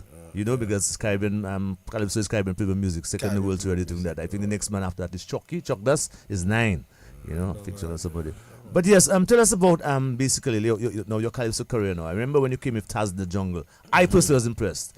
You know, when you came with Taz in the Jungle, there's a lot of people saying, "Oh, you should have won the crown that year because you were really."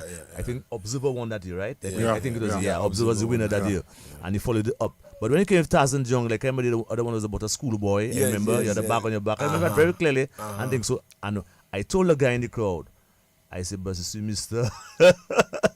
Mr. is a deadly young man. Mr. go out with the crown.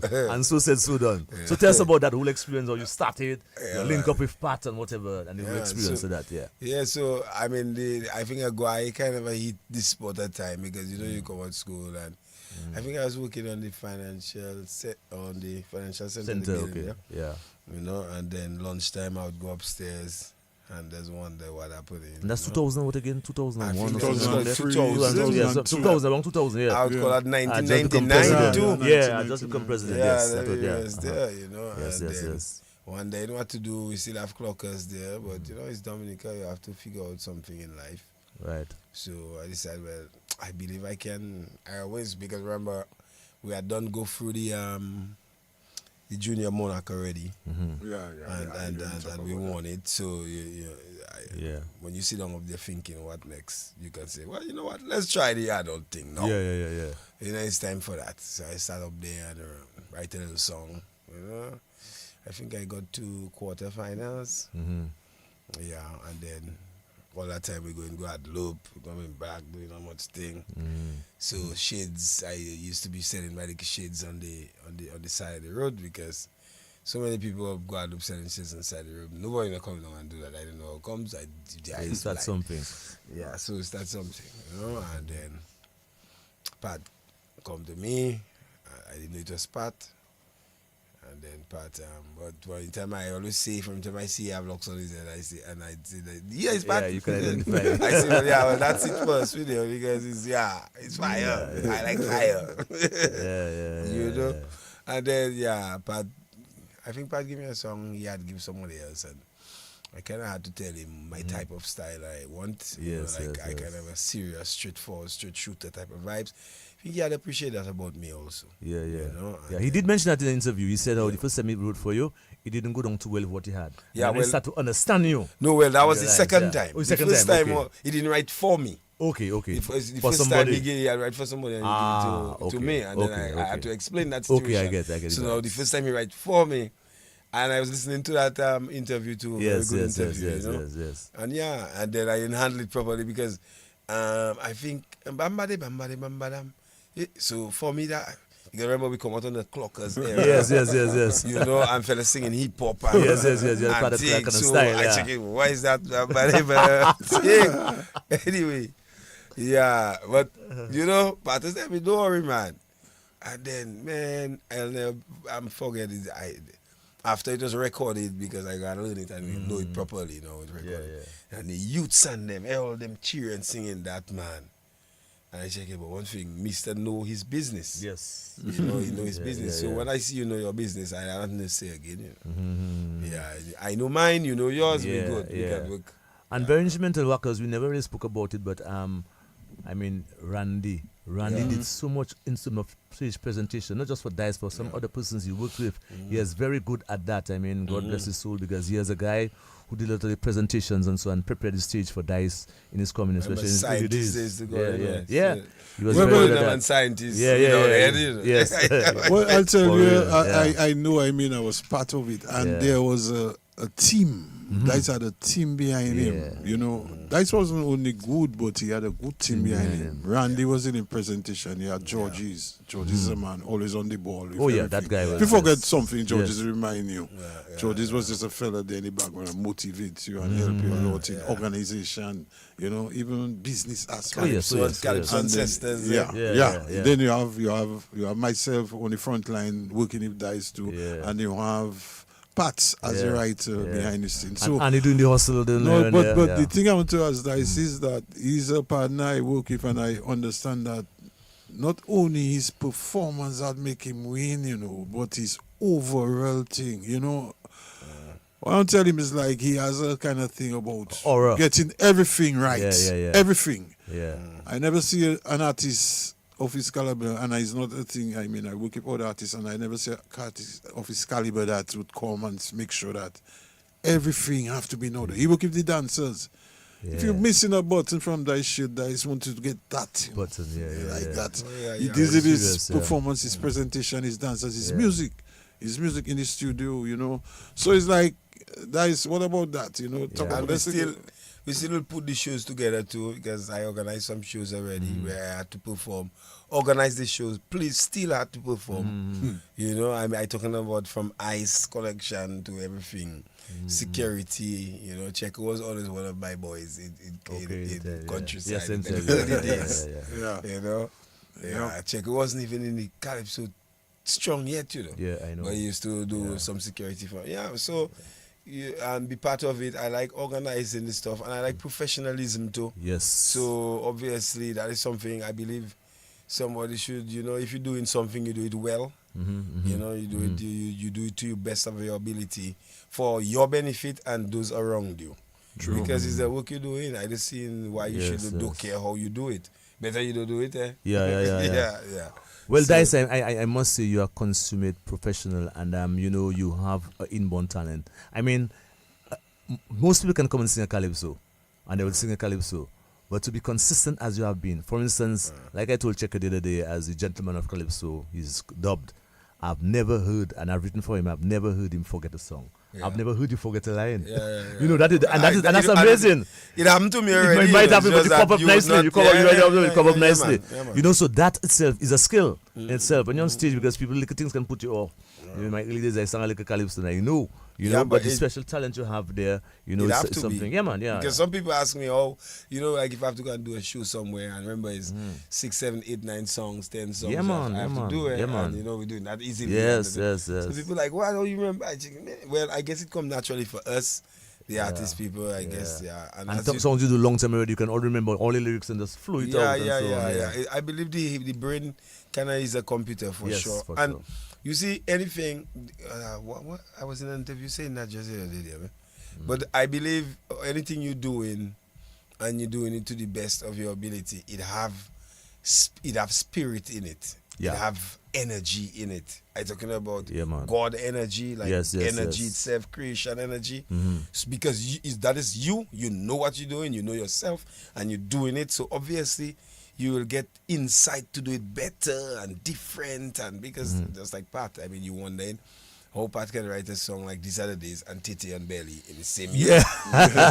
It's almost like two totally different themes. Not almost. Totally, That is it's totally different. totally Totally different themes. You know, same man. But when you know yourself and you know what you're doing and you like what you're doing and you're doing what you're doing and you're doing it, obviously these things will happen and people will be like, wow.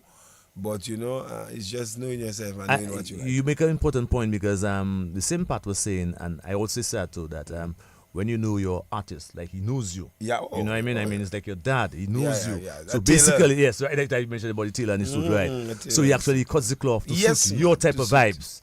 So you lose somebody else's suit, you know. And all great artists are like that. Yeah, it's like that. Yes, Michael yes, Jackson, yes, that Quincy Jones. Yes. You must have that person, and that connection, person understand you and so on. And But that is, go ahead. Well, I was just going to add inside there is the writing part. You know, there are some people, especially I would believe is the critics or somebody that might just want to remember when you're the underdog, it's loved, and if you're the top dog, sometimes just want to put you down. And I know right now I was underdog, but now it's top dog. You know, so I understand the energies of human beings. But you know, it's always good when what is that? I think I lose my phone there. Yeah, but I was gonna say something about Pat, man, and how he does do his thing properly. How he does write it and give you what that is for you. You know, and even though you might be in a like Lulu song, I never know. Greedy, they greedy. Yeah. Hey, I see putting like that. Yes. And he make it yeah, man. thing, So, and I would not take the glory by myself. Like before, I would hear a lot of songs, and you would not even know it's the writer because you know. And the thing is, that's the point I was coming on. a lot of artists in the world don't know, but people don't know is Right for writers them. they have. Yes. Yep. That's You important know, point to make there. So some of the people that try and break down the vibe say, "Oh, me the writing the thing." Yeah. Me the- Man, come on, you dancing to so many things. Yeah, man. People singing that other people write. And That's that just is life. in that world, that specialization nowadays. Yeah, When the Calypso man. started at the beginning, the Calypsonian was the man who did everything. Yeah. But as time progressed, you find a lot of these guys who Sparrow for himself as the Yeah. king of the world. Yeah. A lot of his songs he never wrote them, you know. Yeah, I know. You know what I'm saying? I know. Yeah, French so, and yeah, Atra, yeah, man, this, a lot of that, these guys, yeah. A lot of Bounty these guys, Killer, of course. Vibes Cartel, Yeah. all every, a lot of Yeah, them. yeah, so- And But- even though you write some of them, you can still get a good one. You find wow, Yeah. Jacko. But Jacko, you must give me a thing one of them days too. You know. Yeah, I respect Tessa the one Jacko. out there. Say, No, the body arrow always there. But you know, yeah, you never know. I can try Yeah, it. man, yeah, of course, yeah. It's not too late, you know. So you see Not too late. you see it on the radio. So you Oh say, no, put you No, but Yeah, no, yeah. man, that's not a problem at all. Okay. But I Alright, say, yeah. I say, let's just go into this year's, Calypso 10 time came Yeah. defending again. Yeah, The fact is that if you win again, you'll have to defend again. My point Yeah, is, yeah, when I don't mind doing a free pit again, you know. You check. free beat. Yeah, I don't mind doing a free Free pit again. All right, so 10, then 11, 12. I don't have to ask about Yeah, I don't have to ask about cut-off point and those things for Yeah. now. Let's But leave guys, that there, so. there are two important questions I want to ask you. I know people want to ask that question. One, I mean, I know your stance as a straight shooter and so forth. Yeah, yeah. How do you really feel about the comments people might be making and saying about how basically when you say dice again, it's not just dice again, but basically dice again, the themes run along where you actually looking at the politics of the country and so forth. How do you relate? What do you So tell like fans when about you mean like when they say, oh, you dice keep always singing about politics, and thing. about scary, about this, about that. Tell us how do you really relate to that? Well, I think it's all that is part of the songwriting skill again. All Like right. I think people will always find ways to actually, really and truly, when I entered into the Calypso competition as a young man, when the young people wasn't in it, Right. and I was vibrant Right. coming into it, and the young people was following. I believe the Calypso Association should have used me to keep the young That from people alive. there. Yeah, keep there. But instead, you find people was fighting me instead. I mean, you going for an era where your thing going down low a little. Somebody, make somebody pass through it, and things are hyped up. Yeah. Forget about who getting the hyped. Yes. Getting the hype. Look at the big picture. Look at the big picture. Yeah. Take that individual, make the price bigger, put something on the road, make it exciting for the youths and them. So when they come in and follow me, they stay. But a lot of them, when they That point pass you make through, there is an important point because I remember when I was president, one of the things I did, I got 3 of the Calypsonians. Observer happened to be king when I was president. Yeah. So I took him and I brought him, I think, people from St. Vincent. Caressa also performed Antigua under.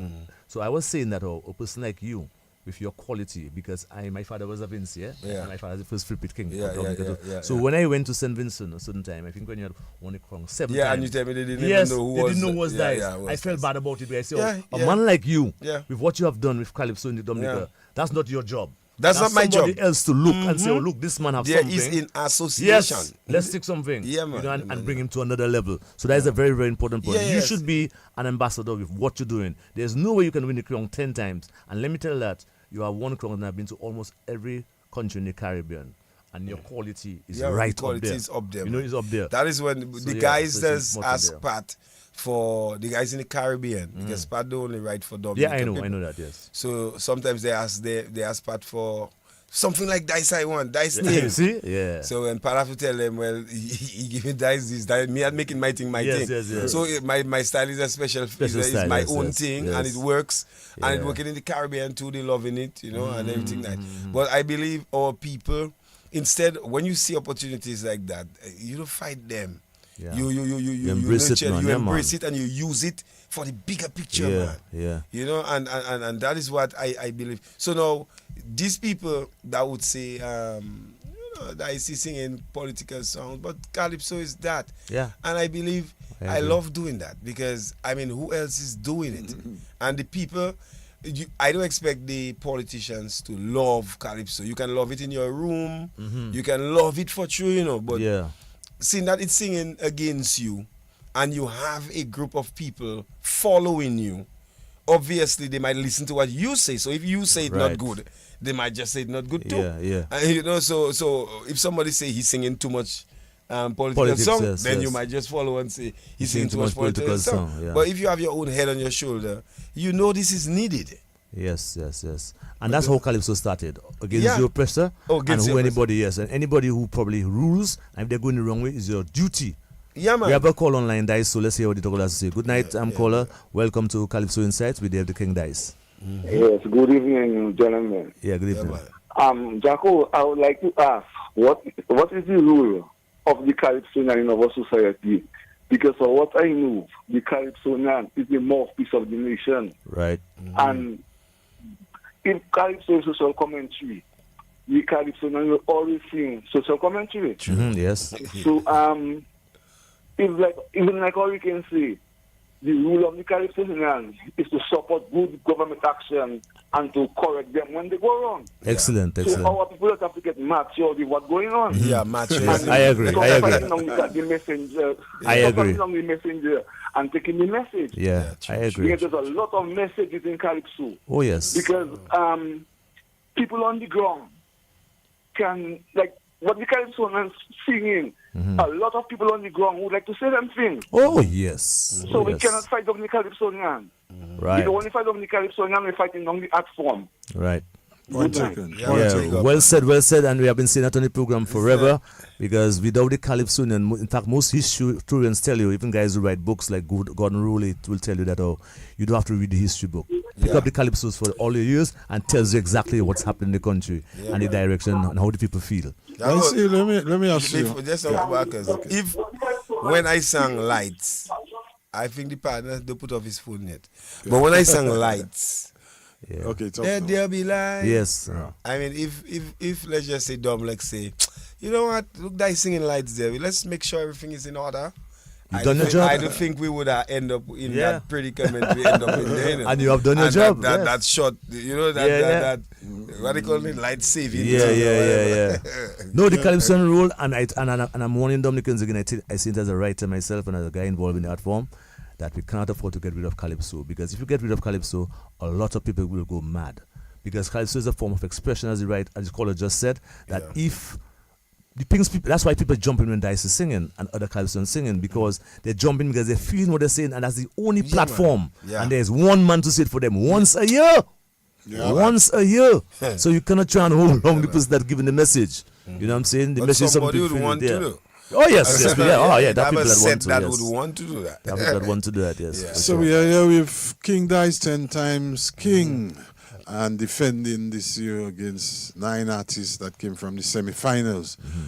Of course, you can still call in. The number is 1-800-327-448-3284 616-1327 on the WhatsApp 448-3281 448-3279, and on the overseas line you can call us at 305-432-9744. But I just want to ask Dice, you know, in terms of preparation, we know that you have a crown to defend, and obviously you would be, of course, you have started your second song. Can you tell us what is the latest on your second song? What was it? Well, yeah, it's in the oven. It's still, in as the we oven. would say. Baking. Baking. The preparation is there. I stick to my same people, you know. And well, my main girl, Christelle. And last night we was kind of a reasoning on how the things would go down, what we were dressing, what we're doing, to give the people, because I like giving the people just why I like giving the people a good piece of music that they could enjoy, and I would feel good about it, because I'm me not doing it. Right. It's always good to give them a nice show on the night too, some spectacle, you know, so they could really, you know, go down in the system nicely. What about your emotions in terms of preparation? Or do you feel ready? Do you feel like yo? Workers, we have a caller on the line, so we'll just pause a while. Caller, good night. Welcome to Calypso. The person who lost the caller. So where is the point, Workers? In terms of preparation, we talk about it, but you're preparing for other people. But Dice himself, like in terms of, you know, you have guys coming against you. This year look like, we just get back that call. Okay, good night, caller. Welcome to Calypso Insight. We have Dice on the line. Yeah. Hi, good evening, everyone. Yeah, good evening. My question to Dice is not really a question, but his opinion. What does he think about increasing the pool of Californians at the finals? Because a lot of the good songs, I don't want to say good to it, but I feel there's more that can be exhibited at the Calypso finals. What does he think about increasing the pool of Californians for the finals? And one other thing. Oh, you mean like bring it to 12 or so? Bring it to 12 persons at least. That's what you're saying. Yes, I mean, I'm not sure what number, because honestly speaking, and what does he think about one song in a final? So as to facilitate more Californians participating in the final. Probably Ian can answer. Okay, well, that one, I will tell that one first, and maybe there is some stuff. Yeah, Because as a former administrator, thanks for your question, caller. As a former administrator of Calypso has always been two wrongs traditionally. However, in some countries like Trinidad, for instance, I know in recent times they have changed it to one Calypso. You know, so you have 15 guys in the finals. We have still maintained 2 songs in our finals to get them. Somebody's on the line, so we'll continue. Yes, caller, just make your point or your contribution. Yes, good night. Good night. Good night. Jack, there's something I always wanted to ask on your program. Right. I always wanted to ask, how do you feel about people who say that this is just Calypso and minimize the impact or the power of the Calypso? What do you have to say about that? Because for some time now I've been hearing people talking about Calypso as if it's a plastic thing. It's just Calypso, so that's just Calypso, it's just Calypso. What I know about Calypso is Calypso has a certain power of its own. And I know Calypso can definitely change in society based on the way that it come across. But for the past that I hear people say, it's just Calypso. Yes. So what do you have to say about that? Okay, my point. That's a great point, and I've said many times. Probably did not hear me. I know who's speaking. Good night, my brother. What I would say is that Calypso does not have the power it used to have before. Scrunter one song, Calypso can make and break government. So the question is for the audience to answer. Dice is the 10-time kings, and he's always speaking about the politician and warning them and directing them. And he is the king, but yet the government has not changed. So basically, the impact, Calypso is now becoming a stage event like ballet and quadrille. So 10, 20 years from now, if we are not careful, we'll be saying, oh, it used to have a thing they call Calypso. Look at there on the stage there. Like ballet and quadrille. Because right now, Calypso has lost its power and significance where we could tear you. Yeah. We cannot do it again. We agree Dice is the best. He win the crown. Everybody go home satisfied. I think the majority, most times when Dice win the crown, most people are satisfied. Well, he's the king. When they go to the gate, the same thing is repeated and we forget. So it's become a staged event. So it doesn't have the power again. Well, I would say that too, but at the same time, you have a caller again? Yeah, it's have somebody. Yeah, Hello. Hello. Hi. Yeah. Jacko, you're answering the questions, but the questions are not for you to answer. We are asking for Dice. Well, my question to you wasn't putting to you to answer. No, I was asking Dice what he thought about the one wrong song and also what he thought about increasing the pool of Calypsonians on the final. So it was really directed at Dice, not to say for you. Thank you. I can give it a little answer because I have an opinion on that to myself. And I believe the traditional vibes, the 2 songs is kind of what we raise up in. But I always believe if something have to change, it have to change too. But the pool getting bigger, maybe it can make it more exciting for the Calypsonians and who will win. I guess the judging, I don't know if it'll be harder or easier. What about the 2 songs thing? I believe it have a vibe to it that you would not get with the one song because you're waiting for Mr. Gate. Anyway, they have two. So I don't know. I don't really. Yeah, I know the question is for Dice, but I could also add on that and say that in a 2-round competition, it is more of a level playing field for the Calypsonians. in that. Okay, let's for instance, Dice might have one song going into defend this wrong, and everybody is coming in with one song, one wrong final. But that song that they probably heard, they already have an advantage. But that one song, and you could go into a final with that one song. That's an advantage already. Yeah. When you have another song, it means that you have two songs to deal with instead of one, and it creates a more, to me, level playing. I believe the places that have one song, the Calypso die into. Yes. Yeah. Yeah, because actually you breaking it down, you making the juice weaker. You're giving it more water. Yep. You know, and you know, like somebody will just have one song and you find, well, okay, that is the way, just because they don't have two. Yeah. And so, you know, but you know, next thing that have all that conversation happening, Calypso, I when I watch the finals and some of the competitions, you know, the semi-finals, quarterfinals, one of the reasons Calypso existing in that competition form is to have the excitement of somebody that you wasn't seeing get in there, come on the night, do their thing, and they move up there. Right. You know, and somebody you think you expect to do big things go down a little, and they talk about it, and that is the excitement about the vibes. But when you have a organized vibes in the Calypso, and you say, well, okay, if that person is King Dice, just because he's King Dice, he can come and sing stupidness. I need him in the finals, let's just put him there. Then you can never not doing the thing justice. You can never spoiling the thing. You know, because people need to see somebody that have a good song that down there, you know, rise up there and say, boy, I never know that would happen, and bam, bam, bam, and that one come out, and that one thing, and that is the excitement of the thing. But when you're trying to control things, that's just the whole thing, you know, too much. Yeah. You know, you try and control how things be, or what people listen to, how they feel, what they have to say, the moods. Then that is why Calypso is a slave revolution, liberation kind of a thing, and control not supposed to be part of it. Yeah. And when you try to control it, you're spoiling it. And it's not magical to realize that if you sing a song from elimination and you sing that same song right through to the end as one song, it makes the art form a bit boring.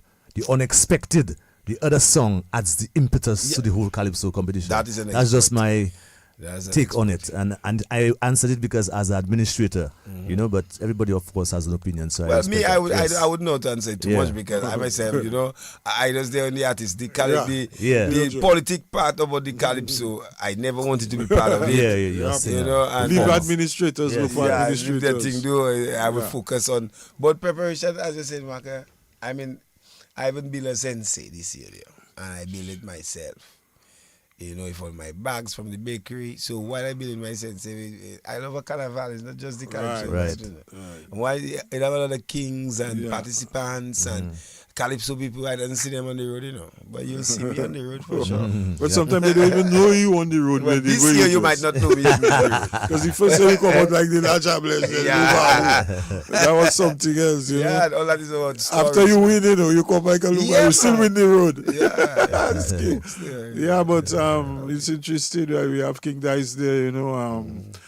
Of course, Dice is a man answer all the questions already, you know. So some of the questions may even sound repetitive, you know. So because you always want to know. In terms of, I mean, are you confident? Are you confident in the people coming through Calypso, the future of Calypso? You know, in terms of the changes that are going on, when you see Calypso continuing to evolve. Because I remember when you came in, you had a song like Animal Farm. So let's talk about other songs, but that really revolutionized the kind of way Calypso was being brought out. The kind of mix down in the Booyah, Cornell Phillip involved, you know. But you see the kind of rhythm, you know. So that again, Marcus, is like. A lot of people coming into this, they just to win, you know. And somebody might say, but yes, it's that they have to come there to win. But actually, you'd swear that people might say, I don't know what you're talking about, but that doesn't be on my mind like that, you know. Okay. I want to win, you know. But what I want more is to have a nice piece of music that is for our people, you know, and a nice message, you know. You know, and you know that come out there and you're good, you know. So while some people trying to, like a lot of people who I know is the king, and they coming towards the king. Is Dice they try and take out there, but Dice doesn't try and take out nobody nowhere. I mean, sometimes I in quarterfinals, I do come in and try and take you out there. Nah, like last time when Trilogy was king, you think my mind was on Trilogy and trying to take Trilogy out there? Nah, man. All this kind of a competitive envious thinking. That is what our nation have. That have us in. That is why some people might think the same thing that happening to the Calypso happening to everything. You know. Yes. It have a word Ra using his music. Too show, too flam. Yes. You know, we starting something in our nation, which is Dominica, and watch how banana come. Watch out a great thing like banana. I mean, St. Lucia still have banana. Yeah. We could still have banana rolling. Different things that happen in our society already, and when it start great, all of a sudden it just trickling down. Because why? We do treat it professionally. We do hold it as our own. We do embrace it like how Jamaicans embrace their reggae and their dancehall. Yeah. We don't have to hate the artist that sing it. We don't have to hate the message. We have to love the excitement, the beauty, the difference. Just imagine if you're in a forest and it's one type of trail you need to have in the forest. You know how boring that forest would be.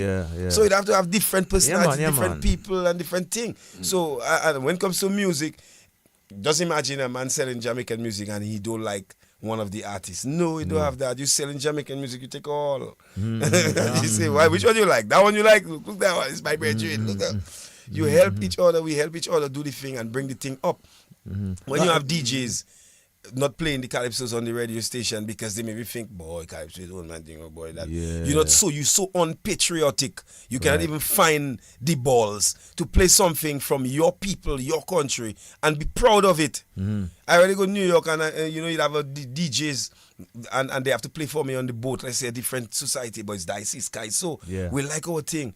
But just because you're among certain people and you want to play Chuan Chow and you want to play modern and want to have yourself, you feeling afraid to play your own thing. And you're playing somebody else's thing so loud and proud. Man, you speaking like yours inferior. you're speaking I'm French to me in Guadeloupe and you're from Dominica. You making sense? And then you talked a very strong point here because as you know we follow the Catholic calendar.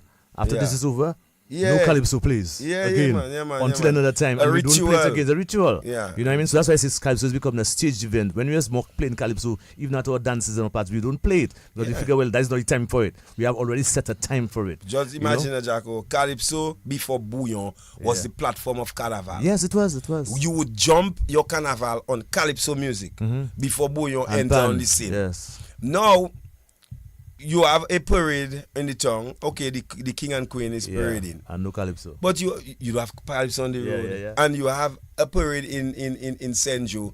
The queen alone not there, the king not there. It's like Calypso finish again. It's like we don't embrace our stuff. Yes. And even though it's old time stuff, I mean, you can go a club in Guadeloupe and I would tell you it's old time music alone you would hear because nobody will throw in that. And it have people that come and dance on that and loving that. So the road should have a Calypso section and let them granny come and take their little cheap and whoever want to join because every time Kasaf comes in they must play Zoukla. And you appreciate it, but you have to love your stuff, man. You have to love your stuff. If you don't love your stuff, you don't expect somebody to love it for you. You have to love it first. By the point about that is that we have enough stuff here culturally that people take out and go with it and make it their own. We know that Dominica has been a haven or a creation, a garden of Eden in terms of music. We can start, but we can't finish. Listen, we should even follow Trinidad. I don't know if that story is true, but they tell you Trinidad when it's Carnival time is only local music on the radios. And I don't know if that is true, but they say gunman already run inside the spot and say play local thing. And when that pass now, and everybody hear that, everybody just switch to. But you should follow that. You know, Carnival time come around, you try your best to play your local stuff, and you motivate them to do more. And all that help in the process. I can tell you that is true as you mentioned about Trinidad because I spent a little time over there, guys. Silly during Carnival time, they actually allow people who are involved. Like if you a sensitive builder, leave. They give you leave because it's a tourism event. Listen. And you are due entitled for your leave during that time. This afternoon we was having a conversation with an older man, and he was saying the same thing. If you are respect Calypso, and you respect your thing and you love your thing. Right. You're supposed to have I'm swinging stars. You're supposed to have leave Yeah, to doing that, practice. yeah. To practice for this I agree week to that. there. I agree to that. Everyone that in the band should have their leave to go and do their thing. Who you expect to love your thing for you if you don't love in your thing, man? Yeah. Who you expect to love your thing for you if you don't love it first? Yes. Yep. You run in and love somebody own first and lighting down and bow into it, and you don't love in your own. And when you finish, you criticizing me, King Dicey, for singing something. for singing singing stuff. Yeah. Man, come on, man. The hypocrisy, man. I can't. Well, that itself is a Calypso Dice, but we just want to inform the listeners too that as we're winding down, that next week we're going to be having Mignon, most likely the coordinator of judges, Mignon Chillingford, or probably she might commit for one or two of the judges to be with us as we'll be heading into the final. So at least to get a little feel of what the judges are looking for. As far as the finals is concerned, that's another thing we have, and you should look out to those persons that listen to Calypso Inside. So a little later we'll hear more about it, but take a note that next week we'll have some of the judges in. You can pose all your questions and so to the judges, look at the judging criteria and break it down and talk about it and so on before we make our own judgment. We have a call on the line, Wackers. Yeah, just before you go call out, can you come in, please? Is this DBS radio? It is. You're in tune to Calypso Insights on DBS Radio. Yeah, I'm calling from you. Yeah, I want to make my contribution. Thank you. Yeah, go ahead. Okay, yeah. Ian spoke about, that TOA thing, and, there's no more TOA, and, the days when Hurricane was singing the calypsos that were having an impact on the political situation in the country. But, But right now, when you have to look at the demographics, look at what was happening in the past when in hurricane time and now. The people are not politically conscious like before. In the time of hurricane, we had how many political parties?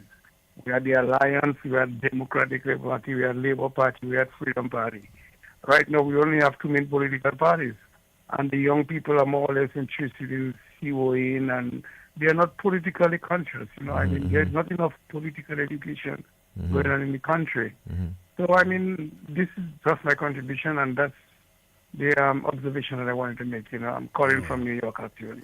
Thank you, sir. Thank you. Solid contribution. That's well, true. and it have a group of people working towards this.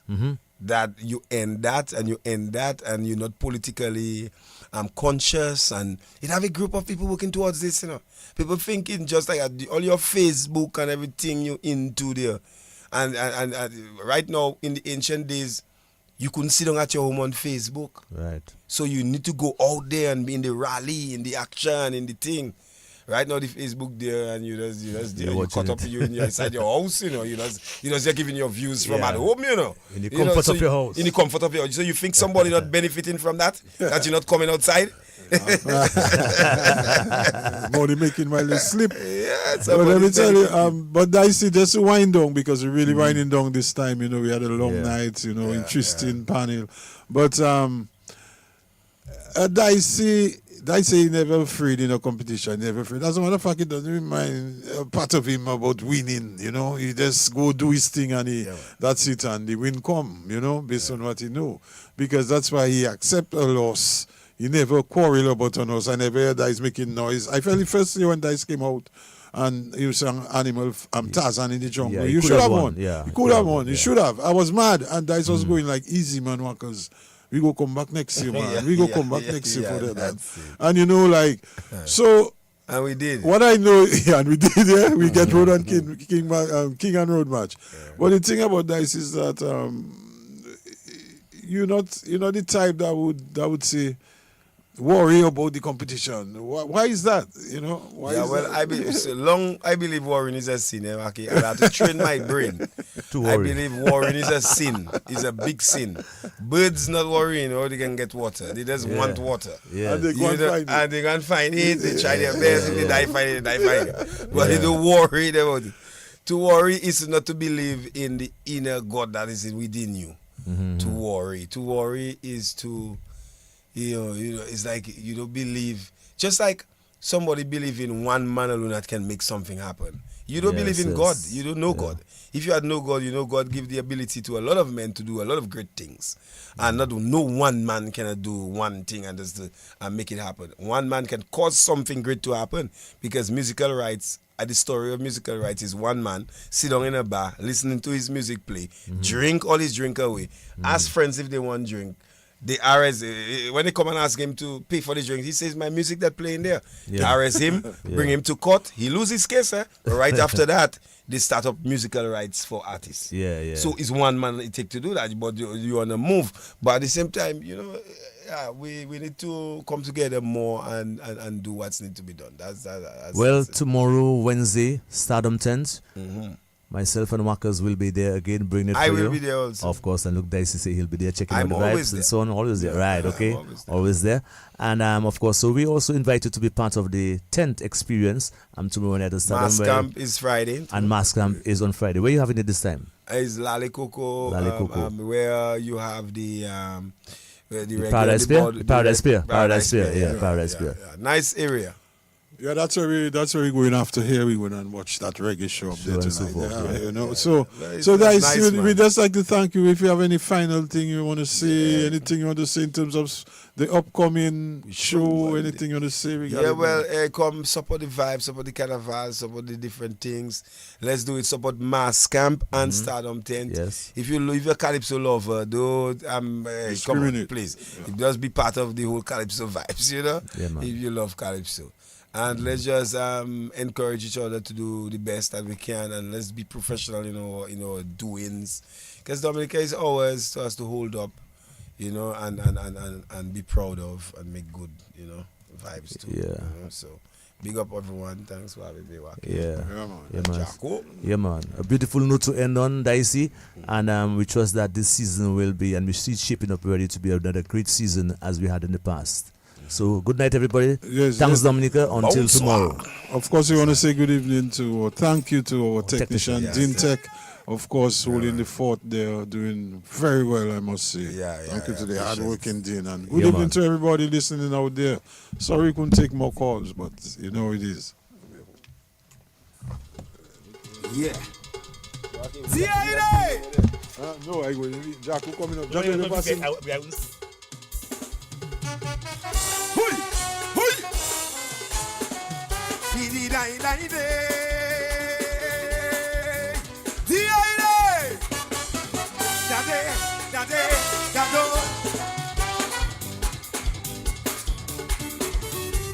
Yeah, man, listen to yourself.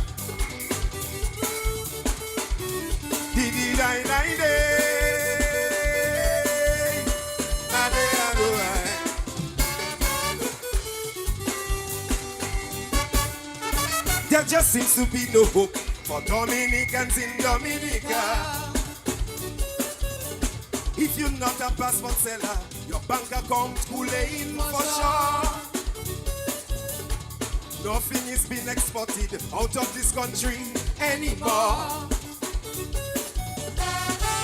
The only people doing well are the crooks who have passports to sell. Patriots and Calypso king that I am. Conditions forcing me to come up with a scam. I said in my passport to the highest bidder. I take it out my picture.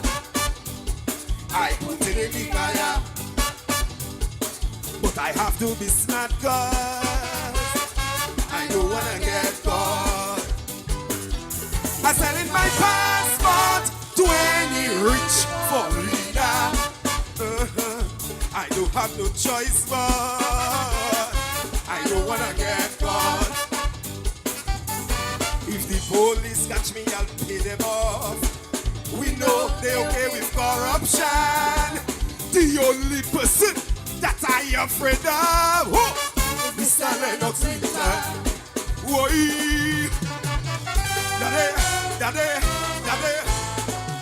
Didi nine. Calypso. Ayo. Come on. Nice again. Didi nine.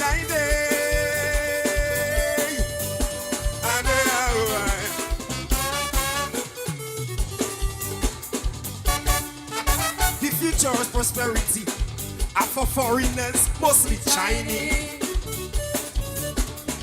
They pay no taxes, they pay no social security. Young people have no choice but to migrate to neighboring countries. Last year in my despair I tried planting a few trees of marijuana. The drug squad so politically blind, bypass the minister's greenhouse plantation and come and destroy mine. So I sell in my passport to the highest bidder. I take it on my picture. I put it in the buyer. But I have to be smart, cause I don't wanna get caught. I sell in my passport to any rich foreigner. I don't have no choice, but I don't wanna get caught.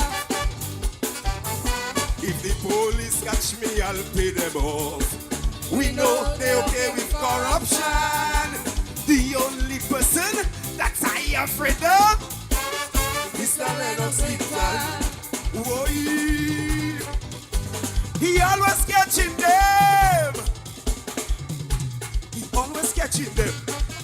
He always catching them. Come here, daddy.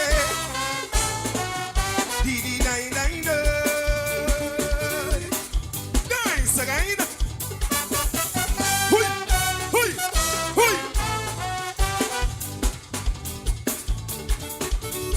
Yeah, boy, Calypso.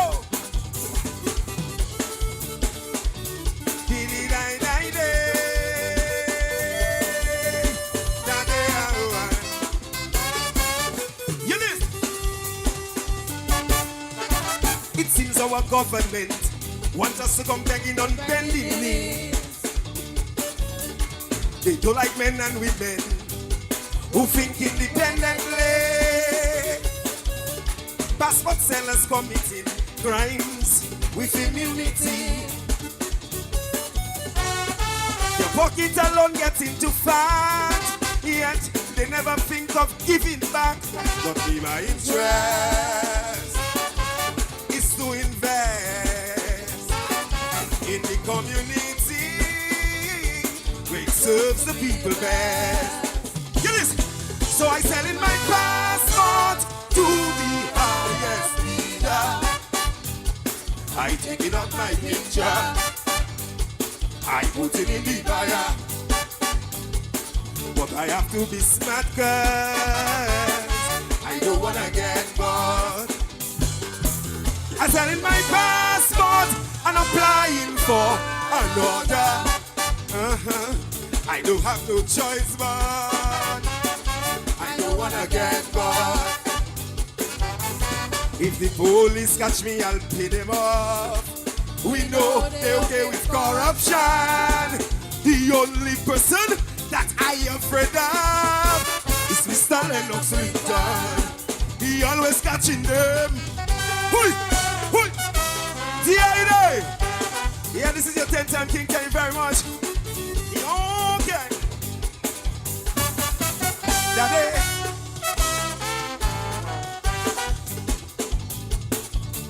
D.A. you there? D.A. you there? Dominica. Somebody scream.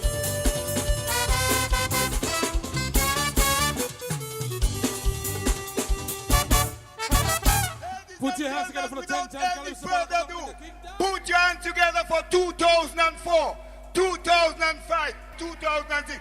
Put your hands together for the Dice. Wow. Yeah, you there? The boys and them decide they want to come for Dicey this year and thing, you know? So we are come for them too. Anyone, drop it. Yeah, man. We take a look of the real one. Yeah, man. 2000.